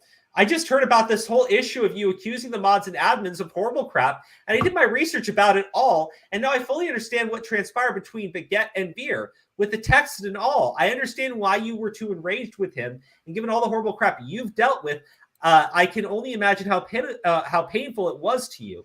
First of all, why don't you talk to me about these things? She talked to you in July. What the fuck? She talked to her in July. That's like it's almost half a year ago. Isn't this the exact same thing she tried pulling with Despairing Ass Fruit? Hopeless Peaches? No. I think this is somebody else. A different Camilla? Yeah. I think Gretzky said it's a different Camilla. No, yeah, this isn't the Creepshow art Camilla. No. That Hopeless Peaches dealt with the Camilla, this Camilla, but the Creepshow art person was Camellia. Oh, so you're saying when Hopeless Peaches was still in this community, she was dealing with this Camilla? Yes. Oh, okay. Yeah. Okay. I don't know Hopeless Peach's involvement at all with this community. I just know that I know Smart Alex says that she came from this community. But the thing is, Hopeless Peaches could have come from this community and not known anything about this. Oh, because she definitely didn't. She probably, I think she left in like 2019 or something. Okay. I mean, like the stuff was happening in this community at that time that Hopeless Peaches was in it. The thing is, though, they were keeping it hushed up and under the rug. So I'm not blaming her for anything. No. I just mean that there was probably other people within the art community that were involved in this community at the time and had no idea any of the stuff was happening, because you have Camilla, who's claiming to not know anything about it. Meanwhile, the admins know this guy did these things. Other people knew he was doing these things. I mean, it's fucking ridiculous. Now, people knew about it, right? People know about it right now. He's still allowed in the Discord server. I have huge concerns with that. Why would you allow an active threat, an active fucking predator? I don't care if you're an Avengers level threat. Yeah, right. I'm not. Okay, so she didn't. She left it. Yeah, I know. I know. That's why I'm trying to be very clear, because it got pointed out earlier. But she's not in any way, shape, or form involved in this situation. My thing is, there's probably a bunch of art tubers and other people that were involved within the Glitchtale community that maybe even had interactions with the Veir's guy who don't know what he did. I wonder if Feghost had something to do with this too, or was in that community. Because Feghost was outed as a pedo. Sort of. That was complicated. Okay. So sorry. Let me just wrap it. Let me just draw it all back for you guys. Okay. Camilla Cuevas, the owner, the creator of Glitchtale, her boyfriend, who co-wrote the series with her and is a core member of the Glitchtale team, was behind her back pressuring minors to get nudes, openly flirting and fucking around with minors, pushing his sex addiction onto minors, talking to minors about his sex addiction. Okay? All of this is a huge concern. In 2020, when Camilla was informed about this, Camilla was more upset about being cheated on than she was that there was a pedophile within that fucking community that was getting CP from that community. Camilla then in 2021, when one of the victims is going to be coming forward and talking about how the admins, which we have seen the message from the admins attempting to cover this stuff up, Camilla comes out and is upset that people were keeping secrets from her. The victims weren't telling her about her pedophile boyfriend. She was more upset about that and more upset about the fact that somebody was going to be coming forward and exposing the mods covering up the pedophile.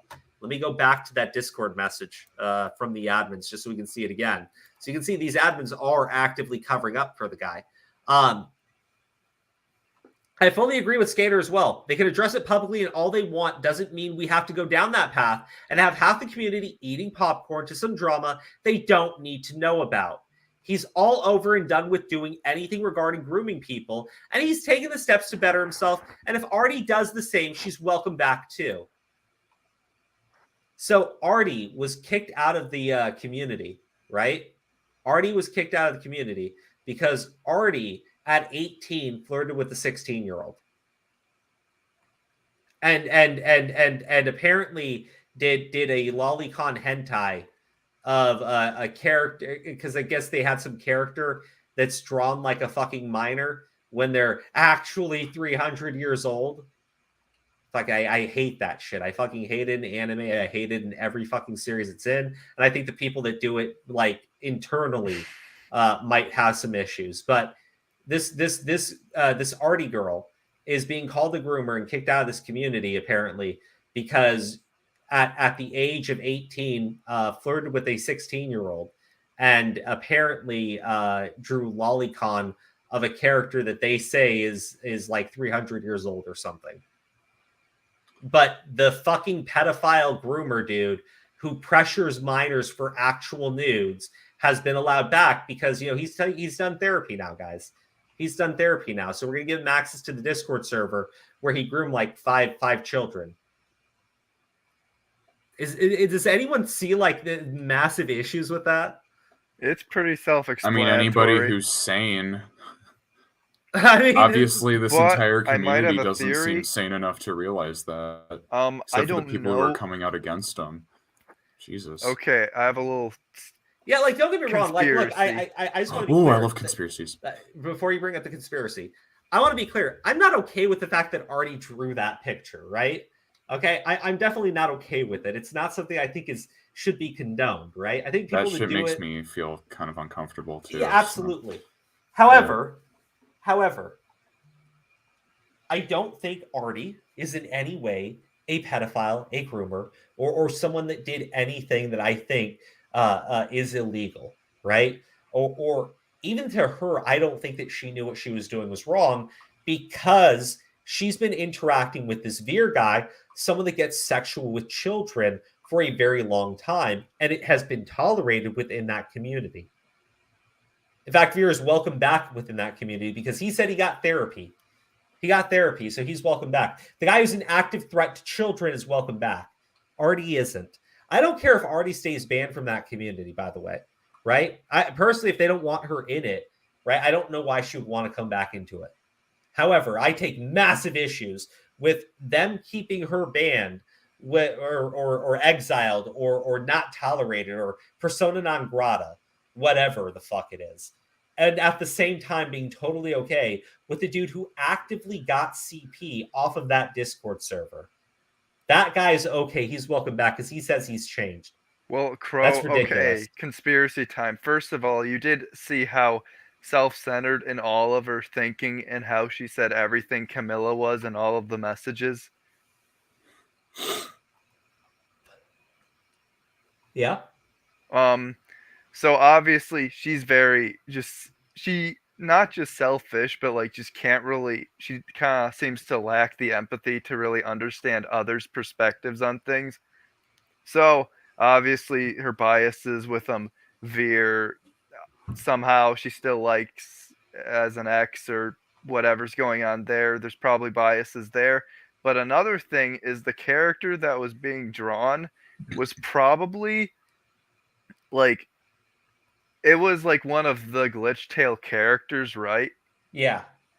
So, oh, I get it. Yeah. Okay. So she was personally offended because of one of her OCs were being violated, which probably pissed her off. But she doesn't really care as much about the kids as her ex-boyfriend. She cares more about fictional characters than actual She minors cares getting more groomed. that That's sad. fucking Artie was violating one of she her just thinks fictional of OCs than she is that fucking children in her Discord group Oh, it are was being violated confirmed. by her fucking The boyfriend. character that was being drawn was Betty from Glitchtale. I kind of Right. knew it was that purple bitch. Yeah. What yeah, a okay, that makes schizo. sense. What I a knew it was schizo. that purple makes bitch or the pink Christ. bitch. I knew it. Yeah. So she's just. So it was she like a lacks personal. empathy, I think. She it was just out of kind of spite. sees everything from her point of view. It's like tunnel vision. It's like self-centered tunnel vision. That makes sense now. Let me read more of this story here. Months after I was banned and still playing on my mental health, I asked her Veir was allowed back. I was kicked out and banned and still am banned. Okay, so I'll read the message you sent too. The reason I got banned is because Veir gaslighted one of my friends and leaked my DMs where I was warning her about Veir, which messed with my mental health beyond belief. Someone who I can only guess Veir framed the out of context screenshots and made it out that I called my friends pedos and that I had badmouthed them. So, okay, let me read this screenshot. If you believe Crystal's story, someone leaked her DMs about Veir to Veir. Veir then sent the messages and said that she was calling other people things. I'm not entirely sure what that's about. What I will say, though, is I don't get why Veir is allowed in this community. I really don't. I don't know why they're taking him back in. I don't know why it's okay. I don't know why they're covering it up. I think Camilla needs to get over herself, right? And I'm being very seriously. Camilla needs to get over her fucking issues, get over her fucking self-esteem problems, get over whatever anxiety she has, whatever fucking mental health issues she's going to claim that she's struggling with, which No, I know exactly what's going on. No, Redsky, you don't understand. Okay, because what's going to happen is in a couple months, this girl's going to fucking come out and say, her mental health issues and all this other shit. She needs to get over that right now. Take some fucking accountability. I understand she's not the one who violated the children in the fucking group. Okay, I get it. I get that it was her boyfriend. Okay, I get that he did it behind her back. However, when she was notified in 2020, she took more issues with being cheated on than the fact that children were being violated in her community. In 2021, this person was allowed back into the community, and she took more issues with people speaking out about him than the fact that this idiot was being brought back into that community. I think Camilla needs to go ahead and answer for why she is okay with an active pedophile who takes CP from children in a Discord server, why she is okay with that active pedophile being allowed access to that server again, where there are children, where he can quite easily get them to produce more CP for him. It rings like a fucking cover-up. It reads like a fucking cover-up. It reads like the creator of Glitchtale is so worried that her co-creator is about to be outed as a pedophile that she is doing everything she can to cover up his behavior, as well as the admins on the server. It reads like they are covering up for an active pedophile so it doesn't hurt their brand. I don't think this is about friendship at all. I think that they don't want Veers being outed because it damages their fucking brand. Wouldn't it help their brand if they outed him and then just said we disavow? I mean, it seems like a problem solved to me. I think Camilla just needs to get her head in fucking reality, because clearly she's not living in it. No, look, here's she the isn't. problem. She's living in her own world. I'll put it like this. X-Men, the fucking guy that I think was the director, the producer for the X-Men movie. Brian Yeah, I Singer. know I know what you're talking about. I can't find his name. Okay, well, he's been outed for shit that he's done too, and a lot of people will not touch those movies because of it. Jeepers Creeper, the fucking first 2 films, right? The guy that created that series. Oh, that one was depressing. Oh God. Well, I think it's the same guy. I don't think it will.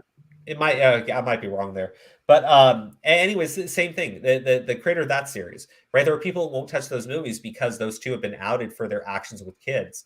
So yes, it is damaging to the brand. It's toxic to the brand if a guy that is a core member of the crew was actively grooming children on the Glitchtale Discord server. I don't really know how much they care about the brand. I mean, since it is just a giant fan fiction. It's got 13 million views. Yeah, but it's like, that doesn't, I mean, there's a lot of brand, but I'm not sure how much the creators care about it. It's very weird. Alec. I don't know how to explain this to you, dude, but she's got 1 million subs and gets 13 million views on the project of Glitchtale. Yes, it is very damaging to her income if her boyfriend is outed as a pedophile that was grooming fans of Glitchtale on the Glitchtale Discord server. Yes, is actually damaging to the brand. You can say that I don't know if she cares about it. I don't know either. However, it will actively hurt her income if the co-creator and a core member of her fucking series gets outed as a groomer and a pedophile of children. And not only that, but then her community actively covered it up. Crystal says that they care about it a lot. So, who's they? I'm assuming she's referring to Camilla. But I'm assuming she's referring to the entire team because it's a whole group of people behind that project. Here's the thing, though. Camilla's gonna, like, if she just came out and disavowed, she'd look a lot better than she looks right now. Like, yeah, she'd obviously be affected regardless. But now that she's being, like, these DMs are out and everything, she's just gonna suffer a lot more. Okay, so Crystal Flame, why don't you tell me what it is they stand to, what their brand is actually worth? Okay, because I understand. Yeah, I understand it's over 100 million views because I'm looking at one video that's got 13 million on it, and there's 2 seasons of Glitchtale. This is, bro. Like that's actually pretty fucking massive. Like Smart Aleck, that is. How do I? I'm not denying that. I'm just like, I'm just wondering if Camilla even knows how to deal with. There's like been other vague stirrings about some other stuff of like her just not knowing how to run shit, but I don't even know how much of an incentive. This has nothing to do with her ability to be a good business person, right? Let's just go with what do you call it? Occam's razor, simplest solution is usually it, right? What would common sense dictate, right? You have this massive little empire that's generating plenty of money for you and your friends, and it's built up your entire reputation. But one of the founding members of it is a pedophile that was using your project and your server to gain access to children, which he was then using to procure CP of. Well, yeah, I mean, you kick him out, but like that's not my argument. I'm not really trying to argue. I'm just like, well, no. My point is, it's not about kicking him out or doing anything. They can issue a public statement and a full-throated disavowal of who he is. It's still toxic to that brand because he was a core part of it. I mean, look at like Michael Jackson music, right? I mean, yeah, everybody loves Michael Jackson music, but there are people that will refuse to listen to it because of the, accusations about Michael Jackson. That sounds like a them problem. Well, sure, it is. But the problem is, to your brand, to something that generates you income and money, yes, it is very threatening to have somebody like that associated with it. And you will do everything you can to cover up either your connection to that person or what they did. They chose to cover up what that person did because it was easier than trying to remove all links to him as a member of their team. Yeah. I don't know. All I'm going to say is that covering it up in the long run is going to be a lot more damaging to them than if they had come Well, it out is, and and this disavow. comes down to what Smart Alex said about her being a here's bad my business Occam's person. razor approach. Just low-key kick him out, don't mention it, and pretend they never existed. But obviously, Camilla That's kind what of they just did. did people ideas. Well, hold on, Smart Alex, hold on. You're correct. That's what they did at first, because he was removed from the community. However, they then brought him back. I can't figure out why they would bring him back. Now, it's been said because he has friends and because they took away his admin role, but he still has access to chats, right? He still talks to people in those chats, and he can still message minors on that server quite easily. I have a theory. What if it is that Veir has some damning dirt on the other higher up members? I mean, he could have and dirt they're on letting them. him back in because he threatened to snitch. Well, no, he could have dirt on them. He openly admits that he has Artie's nudes still from when he manipulated her into getting them. So that's disgusting. So now it he's like could be extorting. it could be a situation where he has Camilla's nudes and she's just worried that he might leak those too. It could be a situation where there's worried that he has mental health issues and he might harm himself. It could be that. There could be several reasons for why they're doing it, some altruistic and many quite nefarious. It doesn't really fucking matter. The fact of the matter is, this is a pedophile who got CP from that Discord server, and these jackasses let him back. I don't care that he's no longer an admin. He's still a core member of that team. It looks like an active fucking cover-up. It looks like you're bringing a pedophile back into your community. Willfully, happily. I can't look at it any other way because that's what I see happening here. And it could be a situation where they don't believe the accusations against him. Sure, except they do. They say he did it. I have messages of her acknowledging of him like doing it with minors. And she seems more concerned with being cheated on than the fact that her boyfriend was fucking around with children. So she clearly doesn't fucking care. This is very dangerous. Yes, it is. Well, I mean, not saying I believe this, but here is a benefit of the doubt to Camilla. Maybe, well, obviously she fucking either lied or just forgot about that huge giant revelation, which doesn't make any sense. So I'm going to ignore that possibility. But, you know, hearing that terrible news that would make you, I could see someone spurging out and not acting reasonable about it, and like later they'll care. Even at the time, they don't really care about the kids. And she's somehow. Did we confirm if she's like officially a part of the server or not? I think we did. She's the owner of the server. Yeah. Okay. I'm kind of trying to spitball. Oh no! Okay, oh my god! This was sent to a 16-year-old girl by Veir after after he was outed and known to Camilla and the other admins and mods on the server that he had been doing these things with children. Oh, it just keeps getting better, doesn't it? Jesus fucking Christ. Wait, I mean, we know that's the context. I know that's the context. Okay. Here's the problem. Okay, so Smart Alec, let's say it's a different context. This guy was just like outed for messaging minors, was telling people he wasn't going to do it anymore, and you can see him messaging another minor. Yeah, that's... Alec, I just gotta ask you, why are you setting up a defense for Camilla so hard? I'm not. I was the one who like pointed out how she's I think Alec is like playing. Are you just doing devil's advocate or something? I'm covering my I'm believing you guys. I'm on board with you guys, but I'm just trying to play a little bit of devil's advocate to make sure. Okay. So that's what I was gonna say. Alex just playing contrarian and trying to like because I like low key thought you actually believed the problem that shit. is like, what? The problem is you're playing contrarian in a situation where everyone says all of these things happened and nobody is denying it. Yeah, I I mean, we've seen I how know. many I get it. It's Nobody's just, in the right in this situation. It's just this isn't a situation where anyone is denying that these things happened. Everyone says that they did. So when you're playing contrarian, going like, well, maybe we should. Yeah, I mean, maybe. The problem is they all say it occurred the way that we're like telling you it occurred.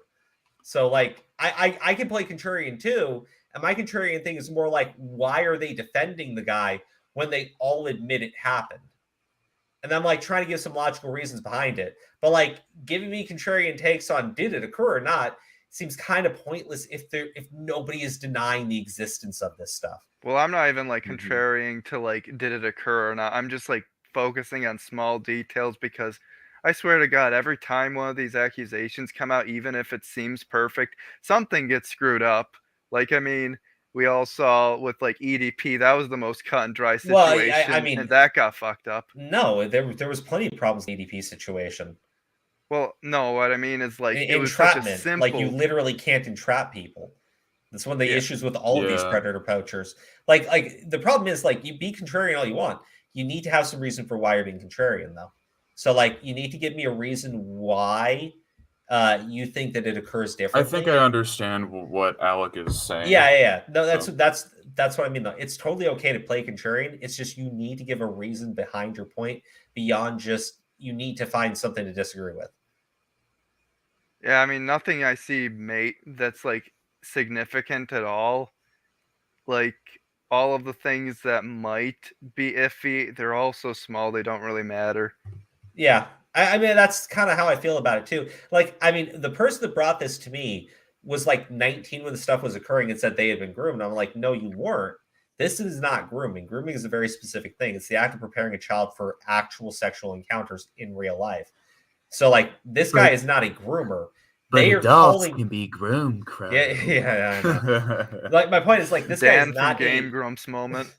This guy is not a groomer. However, he is somebody that is okay contacting children for nudes. That would be child porn. That is 100% illegal. In fact, the fact that it's occurring on this Discord server and these mods and admins know it occurs on the or knew they know that it occurred in the past on that Discord server. The fact that they then allow him access back to that server, I think you could easily say that they're culpable if he then continues the actions with children. They're giving him access to the kids. Just to be clear, I mean, that's how I would look at it. I'm sure, like, legally, it'd be impossible to actually tie that fucking thread together. But, like, morally speaking, yes, I think that they are completely culpable in everything that man does. Yeah, I mean, that sounds like I don't really have too much to add. This seems pretty cut and dry. It's extremely cut and dry. All we can really do is theorize and, like, repeat stuff. How about we, like, encourage people to go to the fucking cops when shit like this happens? Like, I know they can only do so much.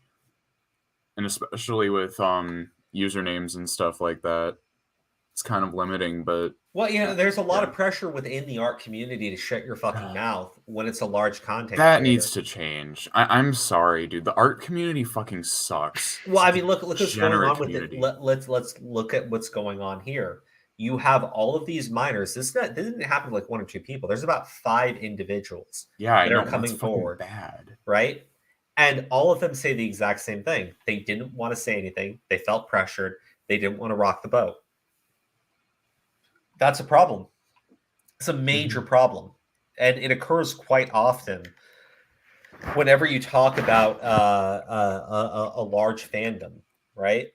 Now, the thing is, you have to have evidence when you present a claim, right? In this situation, there is evidence. There are screenshots of him admitting to doing it, right?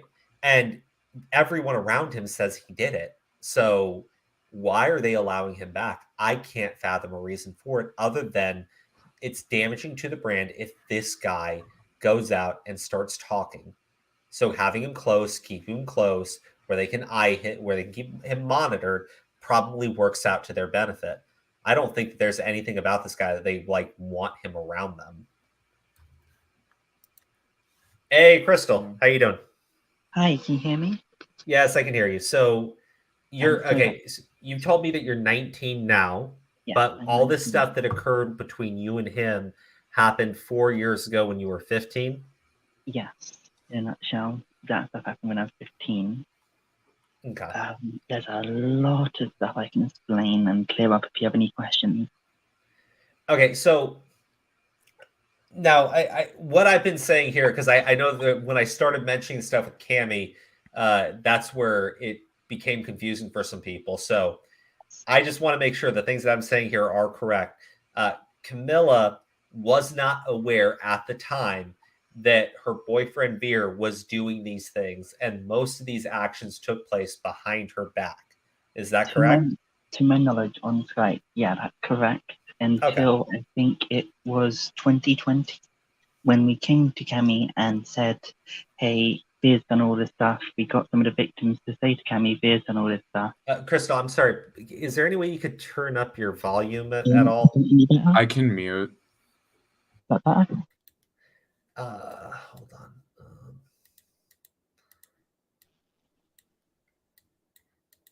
Okay, try talking now.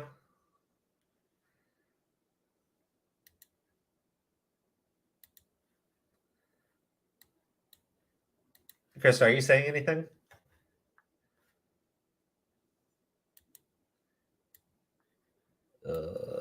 We lost Crystal. No. All right, hold on. Crystal, can you hear me? Hi, is that better? Okay, yeah, that's way better. Okay, perfect. Okay. So in 2020, we confronted Cammy with all the evidence we had, like saying Veir did this to victim A, B, C, and D. And you saw the screenshots from that, where she basically summed it up as flirting, which was a fun one. So that explains that behalf. He has got pictures of minors from victims in the past, which were underage. Now, I was shown a screenshot from Artie from June 2021. I'll try to pull it up, but essentially in the screenshot, Veers is telling Artie that he wants her to keep it a secret, that he still has nudes of her. Now, my issue is this guy has apparently gone to therapy for his sex addiction, and he's medicated, so it's all under control, right? And that's supposed to control the fact that he did all these things, including manipulating Artie for nudes. However, he then admits that, actually he still has nudes of Artie, which would then lead me to then speculate and worry that he then also has nudes of those kids and he still has access to them. So this is beyond just a situation where he is admitted to requesting and obtaining child pornography on that Discord server. But there's also the concern that he still has possession of those images on top of everything. I do see that as a complete solid fear, and the idea that he went to quote-unquote therapy, I don't believe it. Now, I don't know if that's true or not. I can't confirm or deny if he did, but I don't think his character changes at all. And ever since I was banned, I have had that fear of Veir being in that server, because a person like that shouldn't be around minors, full stop. Because he has shown sexual urges towards minors and other mods within the server, and it's just overall not a place for him to be. Now, one thing I'm curious about, because Artie was kicked out of the community, you've been banned from the server. Yeah. How many of Veir's victims are still in that community, and versus how many have been banned for such and such reasons? The thing with it being such shush about it with all the mods, I only thought it was 5 people. But Artie made me aware the number's a lot bigger than it is. So I can't answer that question for you because I don't know. See, my concern is the people that seem to be vocal about Veers get kicked out of the community. Absolutely. So they've slowly tried to reintegrate him back in by, allowing him back into the Discord server. They've taken away his mod roles. He's only allowed access to 2 channels, sure. But meanwhile, the people that are most vocal about the things that he did and want the mods and admins and Camilla to actually make a statement about it, those people are slowly being phased out, banned, kicked out, had accusations levied against them that are quickly addressed, and then that person's removed immediately. So it seems to me that not only are they doing their best to cover up what Veers did to minors, but they also seem to be going through pretty well-crafted effort to discredit the victims of Veers one by one. Oh, absolutely. They downplay it, in my opinion. And then, as you saw in the screenshot I sent you, when I questioned about it, Cammy had a very thorny response saying, "It's none of your business. Why are you interested?" It's vile, in my opinion. No, I think it actually, I think it's absolutely vile. I'm looking through it, right? And everything I'm seeing from this person, it seems to me that he is a threat. He is not better in any way, shape, or form.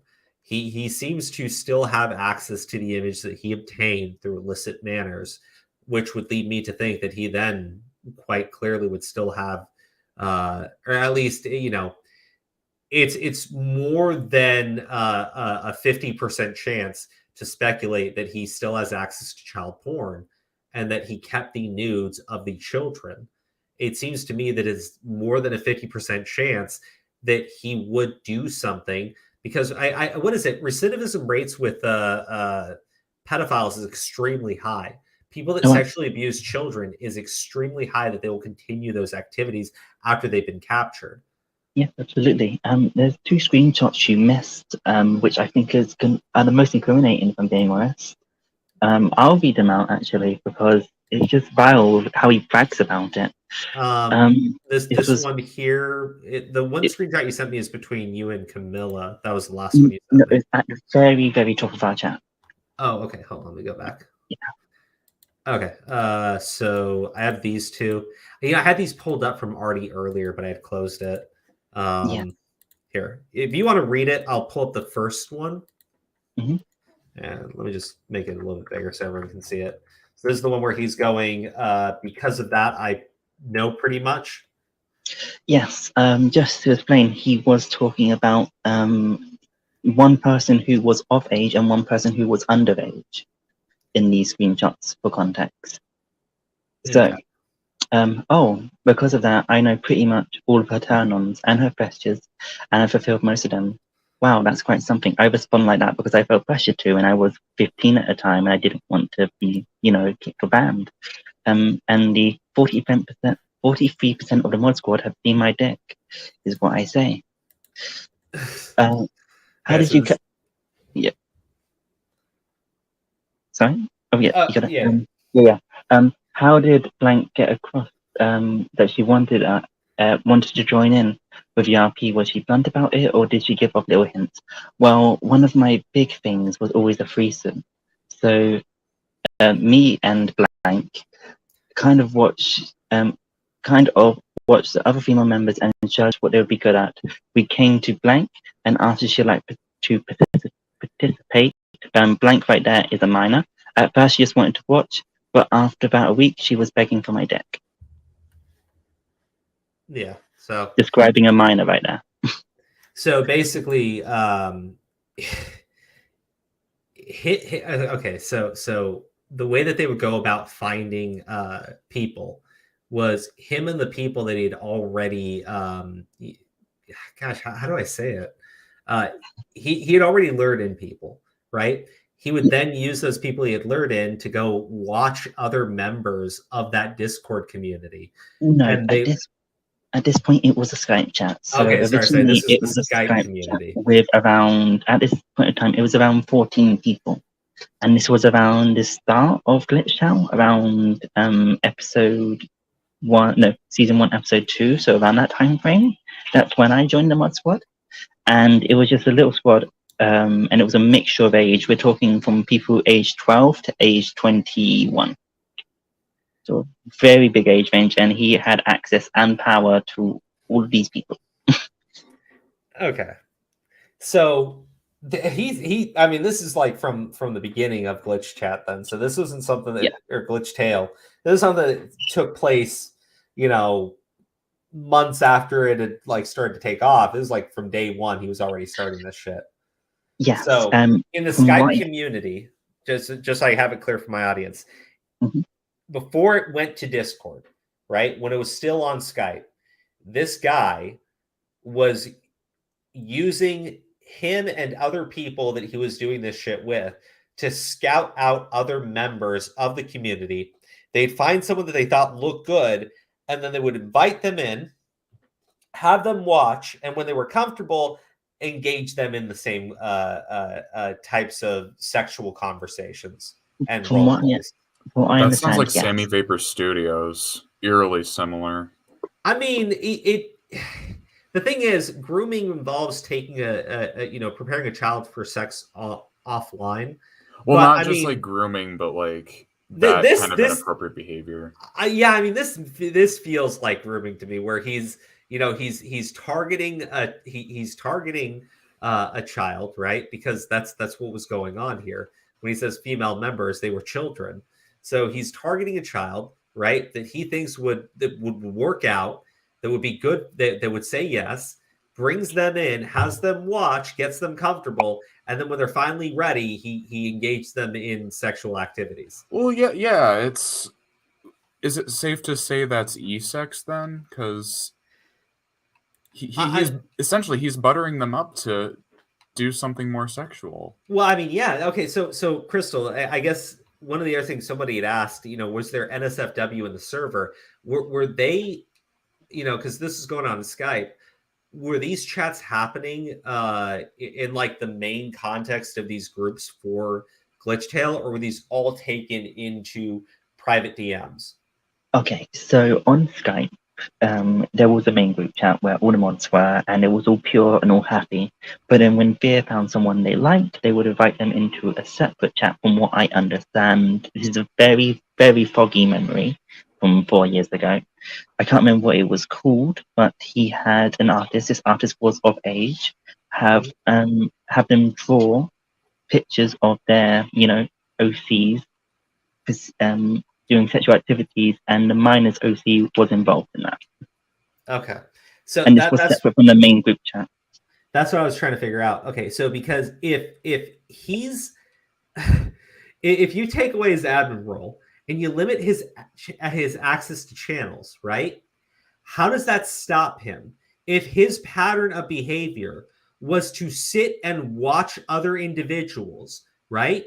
And then get those other individuals to reach out to these children, right? Because he's watching with others, they're judging them together, and then it's like, we came to blank and asked if she wanted to participate. So he doesn't even do it by himself. There are other people he can get to go to the children and target the children for him, right? Yeah. And since he does all these chats in private DMs, you would never know it's occurring on the Discord server. He only uses the Discord server or the Skype chats in the past to scout. He then takes it into private DMs once he's found his target. Yes. When it came to Skype, as Artie told you, it became the Truth and Dare games. They were a whole new region of just disgusting.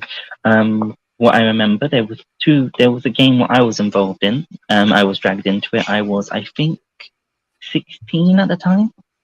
16, 17, one or two. And during it, he dared two minors to send each other's pictures. I don't know if that was ever sent, but he dared it.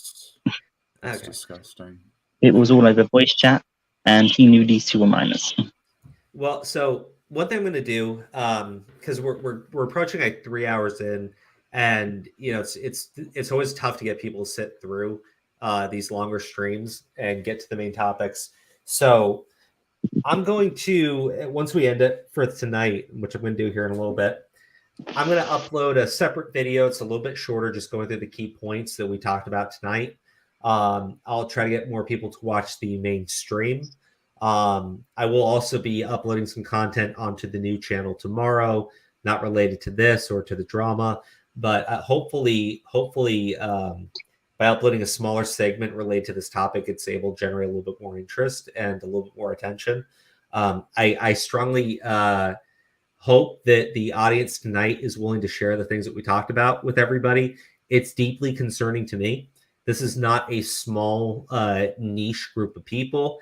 We're talking about a channel with a million subscribers, a Discord server that has thousands of users on it. Many of them are children, that has actively gone through the efforts of covering up the actions of a predator who was key on that project, that has actively worked to silence victims of that predator. And I think that the story needs to get out there to as many people as possible. Anyways, guys, thank you for tuning in tonight. If you want to help continue to support the channel, we're dealing with demonetization. Please subscribe to the new channel, Comic Crow. Join us on Patreon, patreon.com/Crow of Judgment. I believe that was the. I'm pretty sure that was the issue with our Patreon for the longest time. We're supposed to say Crow's Judgment. It still says Crow Judgment. Yeah. So, but anyways, patreon.com/Crow Judgment. Please support us there.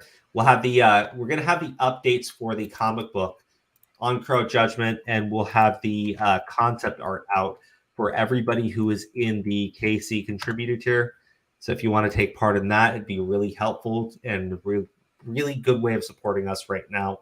We're dealing with demonetization. Guys, thank you so much, and really appreciate everyone who's shown up and helped support us. And please draw as much attention to the story with Veir as possible. Really do appreciate Crystal for joining us tonight, Redsky, and Smart Alec for helping out as well. And thanks again to the people who showed support of the demonetization. It's appreciated. Oh yeah, absolutely. Big thank you to Augie RFC as well as Yellow Flash and Redsky for helping to tweet that out for me. Mm-hmm.